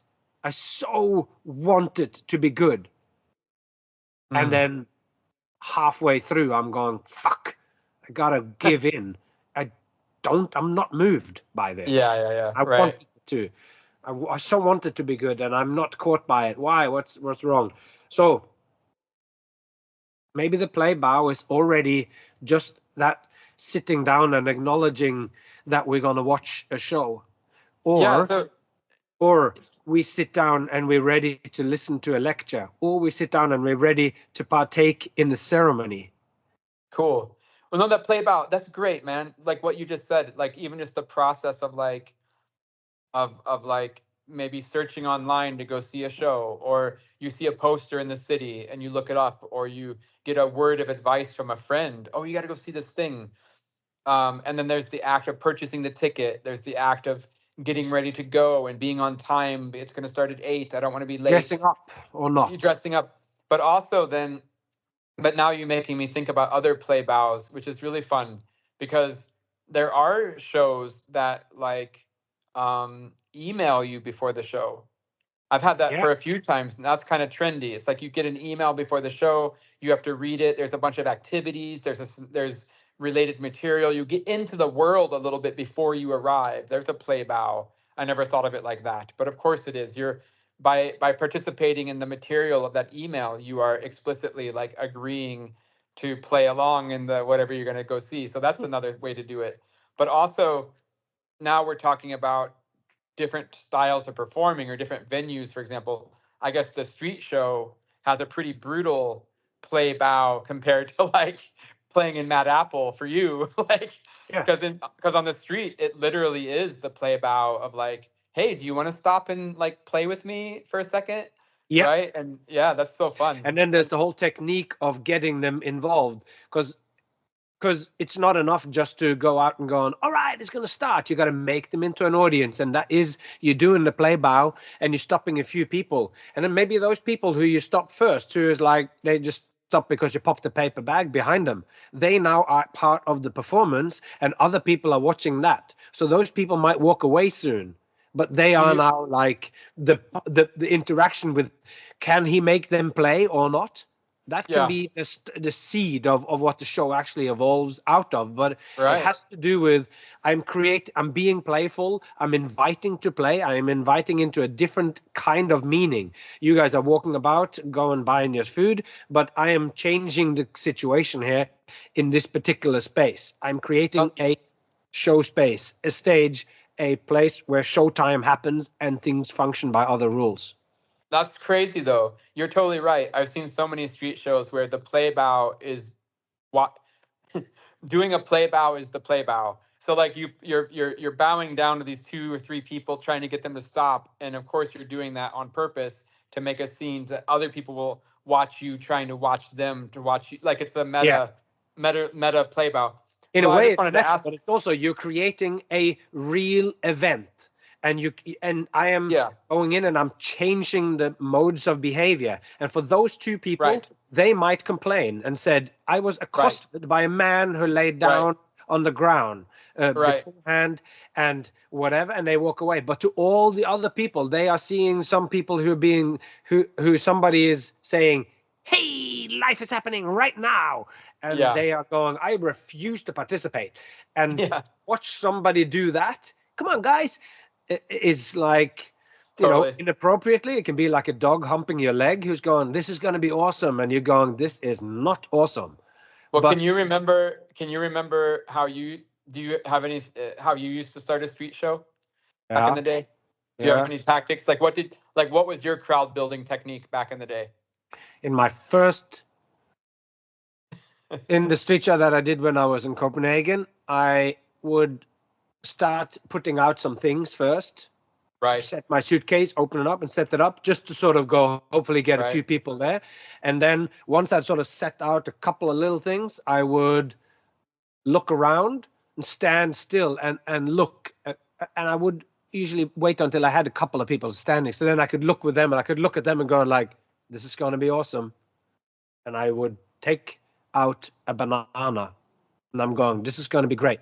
And now even that, like just being interested, and I'll unfold and I'll peel the banana really slowly and carefully on the street, which is already kind of funny with a few people standing watching. Yeah. And then I take the banana out, and then I would start to look to go and like, oh, where am I gonna, I need to put this somewhere. And then I go, oh, okay, there's nowhere to put it. So I would put the banana in my pocket. And then I would take the banana peel. Yeah. And I would casually walk over and lean on something or whatever. And then when somebody walked out, I would throw the banana peel down on the ground and I would stand and look away. And I would, in the beginning, throw it so that they could clearly see it and just walk past it so it wouldn't be a chance of anything. And the more people I got, the more it started to close off, of course, but then I would throw it closer and closer, and then I would throw it and they would walk past it, and I'd crawl over and grab it and throw it again, and then eventually I'd like hold it and try and put it under their shoe as they were walking. Right. And this would be interspersed with me going back and setting up my props. And one of it, I had one fire torch, and I'd get it out and I hold it up and I'm going, this is going to be amazing. Not speaking, I'm just showing it. This is going to be great. And then I take out the kerosene bottle, which had a child lock on it, so you can't open it. It's just one of those you got to push down. And so I would push and I'm going, this is going to be amazing. And I had a little red coffee mug that I put the thing in, and it's going to be great and everyone can see. And I'd unscrew and I couldn't make it happen. And I go, wow. I put it down and I throw the banana peel for a while, and I'm going, and I go back and I try to unscrew the thing and I couldn't make it work. Did that a couple of times. Next time I go back, I take my machete and I'm trying to cut the top off so I can get the thing out. It wouldn't work. Throw the banana peel some more. And then I go, oh, I can't make this work. And by now I can't do the banana peel so much because, and I had a photo camera too. So that once I'd done it and worn out the gag, I threw the banana peel and I would throw myself on the ground to see if I could catch a snapshot of them falling. And then I would go, I can't make this work. We're going to put this on fire, like just showing it with my things. And I'd go, I hold the bottle, and then I'd go, here, you sort this out. And I get the kid to come out, and the kid goes out, and I've now unscrewed it. So they just have to lift the top off. So they screw a little bit, and then they take the top off, and I'm going, oh my God, everybody clap for the kid. And then right. I would take the lid back, and then I would take the bottle back, and in that moment I would give him the banana to hold that I take out of my pocket. And then then you have this situation where it just goes 1, 2, he's got the banana, and I'm going, thank you so much, and you can have that, thank you very much. And now he got the banana, which has been in my suit pocket for the whole time. And that was kind of a proud build. Cool, man. Dude, that's so awesome to hear. I guess if people want to buy the banana street show starting gag, they can email you to franchise the bit. I just had one more question for you, which is directly related, of course, to all this about episode 103. To wrap up here, basically, the quote from the episode is like, it's abundantly clear that a state of play is different from ordinary everyday behavior, and this means that it has a definite start and a definite end. And my question for you is, in a performance, is the ending of a state of play, is it ever a problem for you? Like I can think of in my life, I like in many ways, I guess the ending of play, it's pretty easy. The show's over. And we can talk about, because we talked a lot today about the beginning of an act or a show. And of course, you can start to talk about the end of an act or a show as well. But like in general, I would say probably 99% of the time, the ending of this state of play, this altered state, it's self-evident. It's like, it's a blackout. It's like the house lights come on. It's whatever, you know? The band has played the second encore, and you just know that then the state of play is done because they're not going to do a third encore or whatever, right? But I can think of a couple of examples in my life where this ending, because like you say, play has a definite start and a definite end.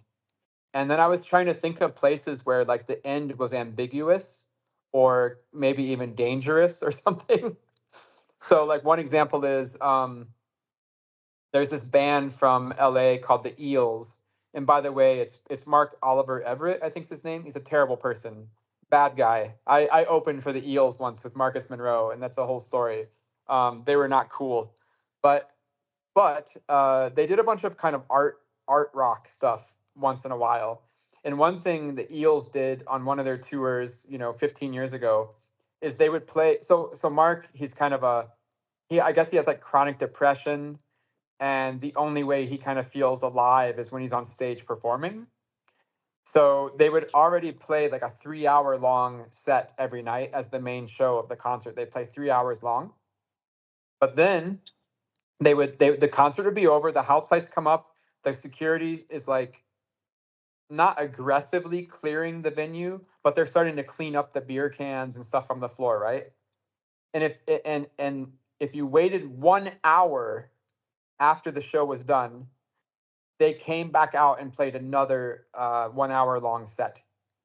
And it became this kind of secret thing, of course, because, again, 99% of the people, when the show was after a 3 hour concert and the house lights come on, they've done all the encores and everything, people just go home. But then the hardcore fans who read the secret blog on the internet, who knew the deal, that the play wasn't done, that it wasn't the end yet, that if you waited around and you paid another hour of your time, you got a secret extra 1 hour long concert of like new stuff, unreleased tracks or whatever. So that's like one instance of like the play not being like that the play has a definite stop, but it was a fake stop, and that was kind of fun, I thought.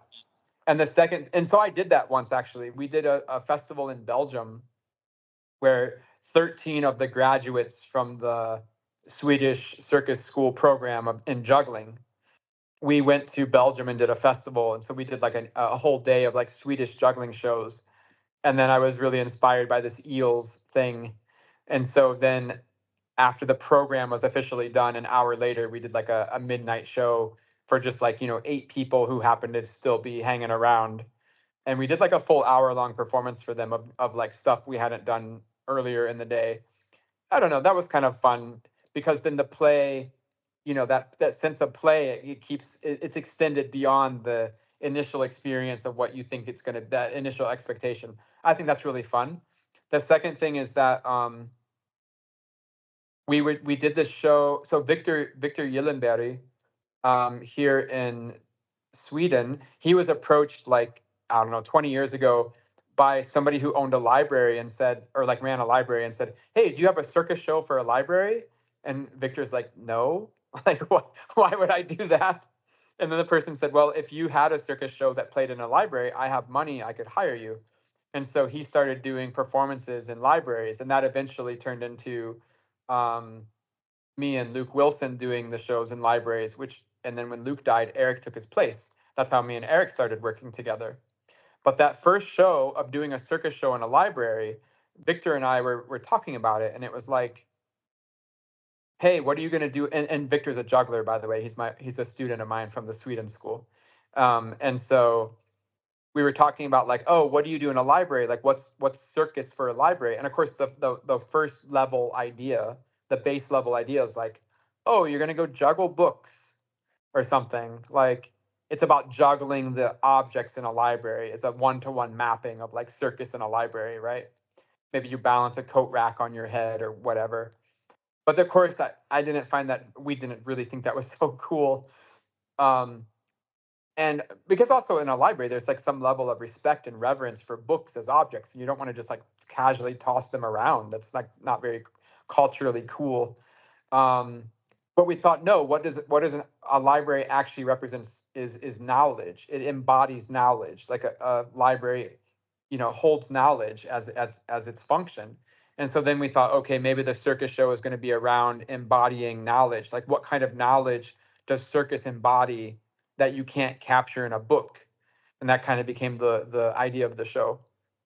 But one thing we wanted to do was we wanted to leave a trace of the show, in the library, that people could check out the show. Like, you check out a book, you could check out and borrow the show and take it home. So we made a little kit that was like, juggling balls with instructions, with activities. I forget what was in the kit, but that was another way of thinking, like, the play is done, but the play isn't done. Like, the show lives on kind of in eternity in these libraries, and we would just leave a kit in each library, which is also the Alien show with Eric Von Jekyll, where we buried the time capsule behind every theater, which contained the evidence of the show that you could reverse engineer the performance. So I think there are so, like, when I first heard this quote, like, from your podcast, like, there's a definite start and a definite end, and I was like, oh, is there ever a problem to end the play? Or is there ever evidence or like a moment where the play kept going on even though it was finished? And then I thought of these few examples. But have you ever had a problem ending the play where the show's done but the audience won't let it be done, or the audience is confused because you think it's done but they didn't think it was done? Like, do you ever have an example of that? No, not that I can sort of quite think of where it's been a problem or so. And I guess I am approaching this a little bit more like a game between three children can end at any point. If one person says, I don't want to play anymore, then the game has just like it evaporates. It's just done. Or the football game is finished when the time is allotted, and anything else that happens now on the pitch or whatever can also emerge into be a play, or also be approached playfully or whatever. But that first thing is now gone, or is done. And the reason why I'm talking about this is like that is because if the play bow is an invitation into a different way of meaning, like is a different way of making sense of the world and making sense of what happens, once play has stopped, then the situation reverts back to something else. So if you're tickling someone and they say no, and it's all fun and games, but at some point maybe it's now turning into abuse. Yeah. And if that person says no, then this isn't a game anymore. And one person might think so, and we need to know the separation between. And kids don't have a trouble with that, I think, in general. Like, so, but with and with the show. But what you're talking about is to play with the idea of when something stops and starts, right? Because if you, for instance, then said you can play with it and going, okay, thank you very much, everyone, and that's all. Thanks for coming. That's excellent. And then I walk over to the side of the stage and I start to juggle and do stuff. Now they're going, what? Like, but I would also like to see this. What are you doing now? Like, if you go over and start something new and you've said it's done, now you're playing with that fact or whatever. Oh, sorry. I just remembered. I have a great example of when it was a freaking problem, dude. It was bad news. Me and Brian, sorry if I can interrupt. So me and Brian, we were doing our show at the EJC, the European Juggling Convention in Amsterdam, 2014 or 15 or something. And it was in a town square, and we had 1,500 jugglers around us in a square. And then I had this idea. We did our hour-long show, and I told Brian, I go, hey, it'll be super funny. At the end of the show, we're just going to run away. We're just going to, in the middle of, the finale, just follow me. And I'm just going to jump out of the crowd, and me and you are just going to run down, because we were in the city center. We weren't in a circus tent or anything. It's the city center of Amsterdam. We're just going to run down the street out of sight, and that's going to be the end of the show. It'll be really funny or surprising or stupid or whatever it is. But dude, it backfired. As we jumped out of the crowd and started running, they started following us. Because, of course, this is an unrehearsed, untested, stupid idea that I didn't think through all the way. And they ran after us, and they wouldn't stop chasing us. Like, no matter how far we ran, they just kept following us. And so finally there was an ice cream store. And I said to Brian, let's go to the ice cream store and get some ice cream. like that's going to be the end of the show. And people will clearly understand that the show's over. So there was a little like cafe tables in the front of the ice cream store. So we ran in the ice cream store, got ice cream, and went and sat down outside the cafe and started eating ice cream.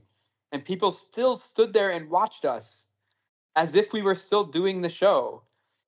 Yeah, and like because you'd lost the you had successfully gone, we're playing here and we're doing all of that, and then you did the chase.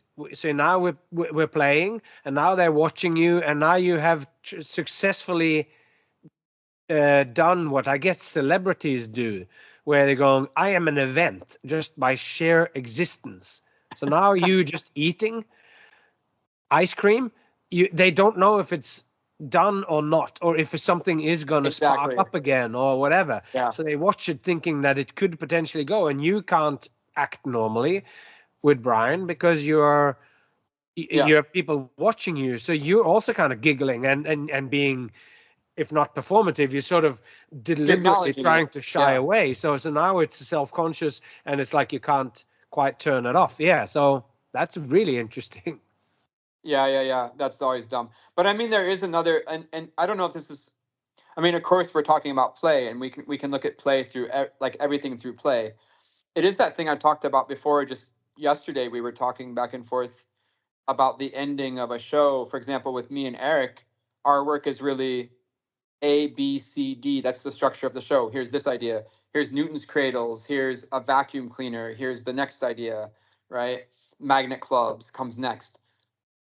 But there's no real clear red through line except for ourselves. And we don't have a real definite character. It's just us, like on a more pedestrian everyday level. It's not elevated or amplified. And then the only other thing left in the show is the rhythm, the arc of the rhythm of how we present things. And I think it's not easy. It's not like totally easy, but it's not that hard to get into that rhythm, to let the audience know, hey, you're going to watch something and you're going to watch something else. You're going to watch something else. That's kind of okay to get into, but to end it is really hard because people don't know that it's the end. Because once I show you one next thing and one next thing and one next thing, like in our mind, we've rehearsed the show. We know it's the ending when we do the magnet clubs, but like we don't have a clear theatrical theme that is resolved through there being magnet clubs. So there's other tricks that we need to, or other techniques of theatricality we need to employ to let people know it's the end of the show. For example, a blackout or turning the music off. But I think that's also, again, there's different techniques to confront these challenges of play. And I think like just doing a blackout at the end of the show is maybe a bit boring way to kill the play, or, you know what I mean? You can kill the play in different ways. But that's also another example of like, people are playing with us. Oh, they're going to show us a new thing and a new thing and a new thing. But at some point it has to end. And how do they know it's the end without seeing the show before? And that's a challenge I have, I think, in terms of letting them know the play is done, that they can do the final applause and all that. Yet they are fully 100% on board with the fact that play will end. Yeah. We will revert back to normal way of operations. And it can be done as easy as, even if you literally, you have a bunch of kids together and they go, okay, playtime is over. And then they go, oh no. And then you start the next task or whatever.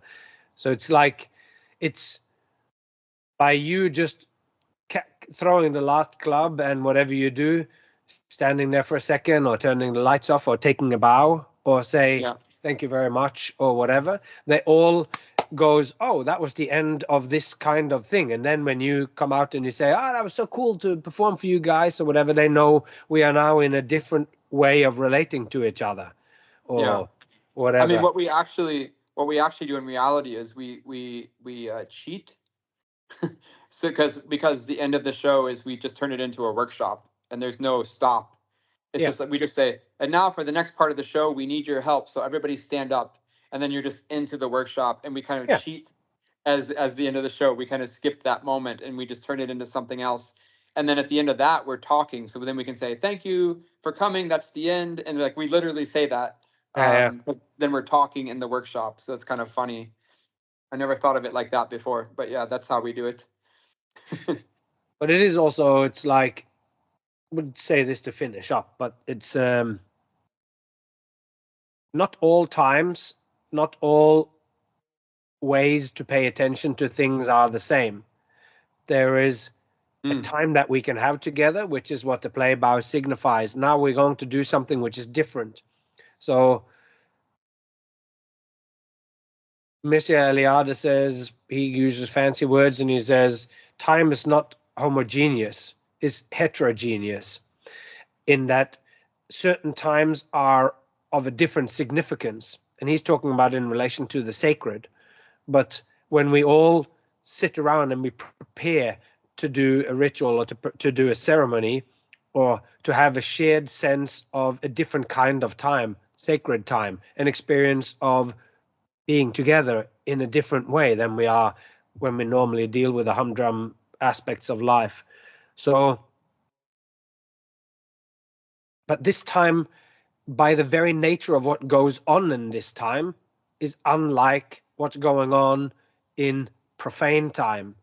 The sacred time is when we all, through the preparations to get into the ritual or through the preparations to get ready to go into the show, we go through a whole bunch of stuff.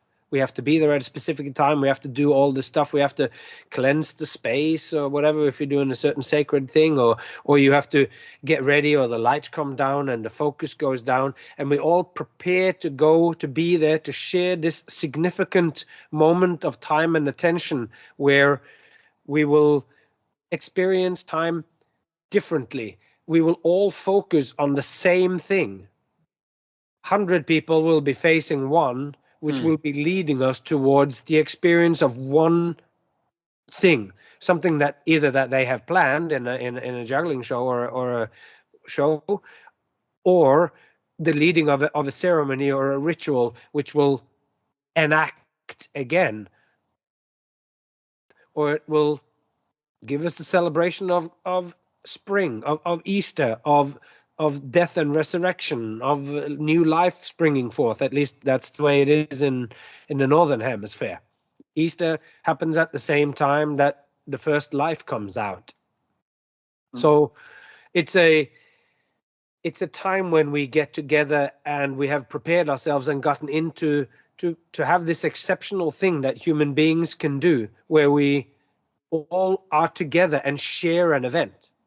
Birds also sing, but they sing to each other. They don't join up and sing all together, even in harmony with each other, singing the same song at the same time, all as one group. There's a lot of birds tweeting, but they're all sort of individuals. We get together and we can sing, or we can sing along to the song from our favorite artist, or we can sing a religious song or something that's connected to our nationality or whatever thing it is, or we can just participate in this shared event. And that time, I think, which is what happens in between human beings, this playful time is where we get stories, it's where we get art, it's where we get human culture. All the most important things happen in this other time, which in the end of my manifesto says, I call it showtime. 100% artificial and therefore completely human. Showtime. That is what we create, a different time, and sacred time, you could call it, or playtime. Great. So, well, that's episode 103, man. 2 hours and 13 minutes of recording for this here, and I had that other bit from the other bit, and I thought I was going to connect to it, but maybe I have to divide it up into,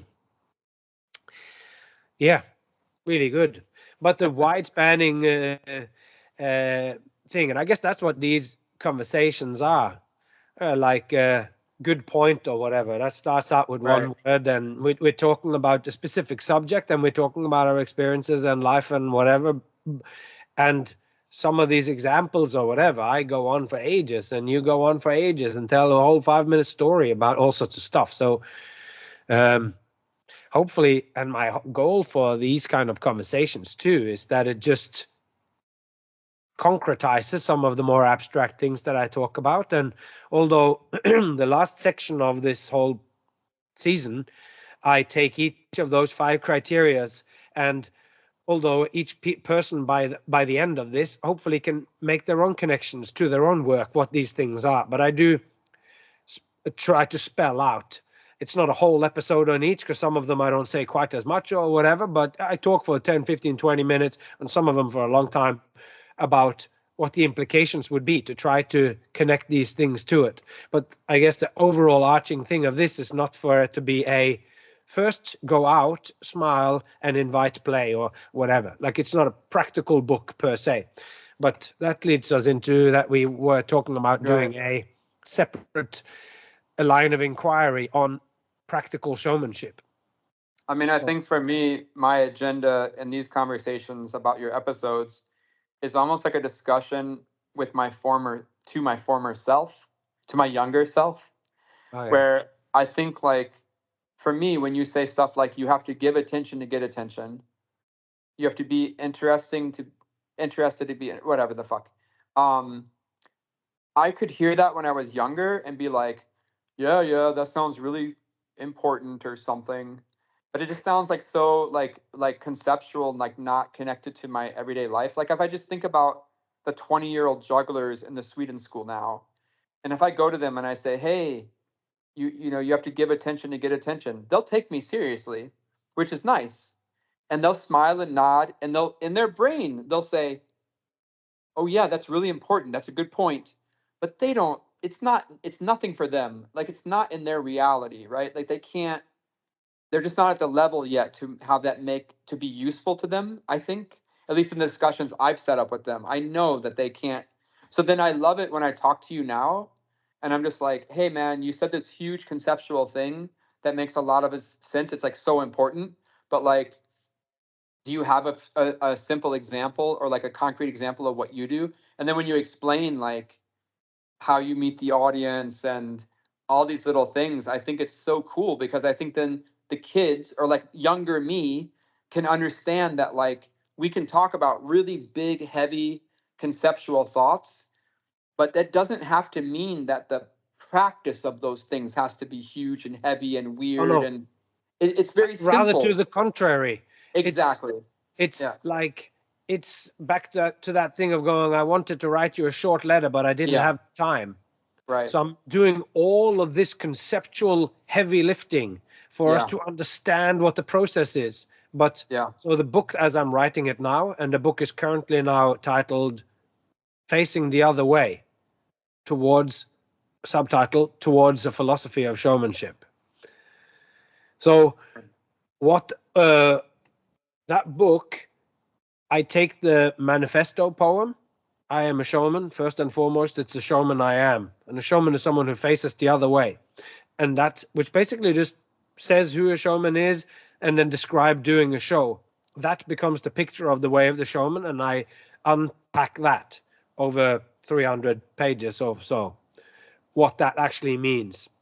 And I try to link it back. So this is like all the epic scope of 300 pages is there in the poem as these little instigators of what happens. Well, for the show to happen, the verse goes, a showman calls for attention and has something to show when he gets it.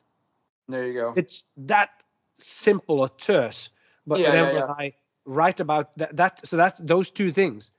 What does it mean to what does attention mean, and what does it mean to have something when they're there? I think that chapter is 18,000 words. So it's huge bits of stuff that talks about it, but it's a simple process. And the reason why we talk so much is so that if you have these thoughts in your head when you meet the audience, they can feel it. It's not just something you thought of in the pub. It's part of your very being, and it's part of your way of understanding the world. So you become a more mature artist by having thought these things. And as nature is, when I was a kid, I was also mainly interested in the tricks, mainly interested in the skills and all those things. But I've gone along the whole way and had this interest for this other stuff, but I didn't know where it was. So I didn't find a book that was written just about that, because it was all juggling with finesse, tricks, a complete juggler, or the art of, in magic, Eugene Berger.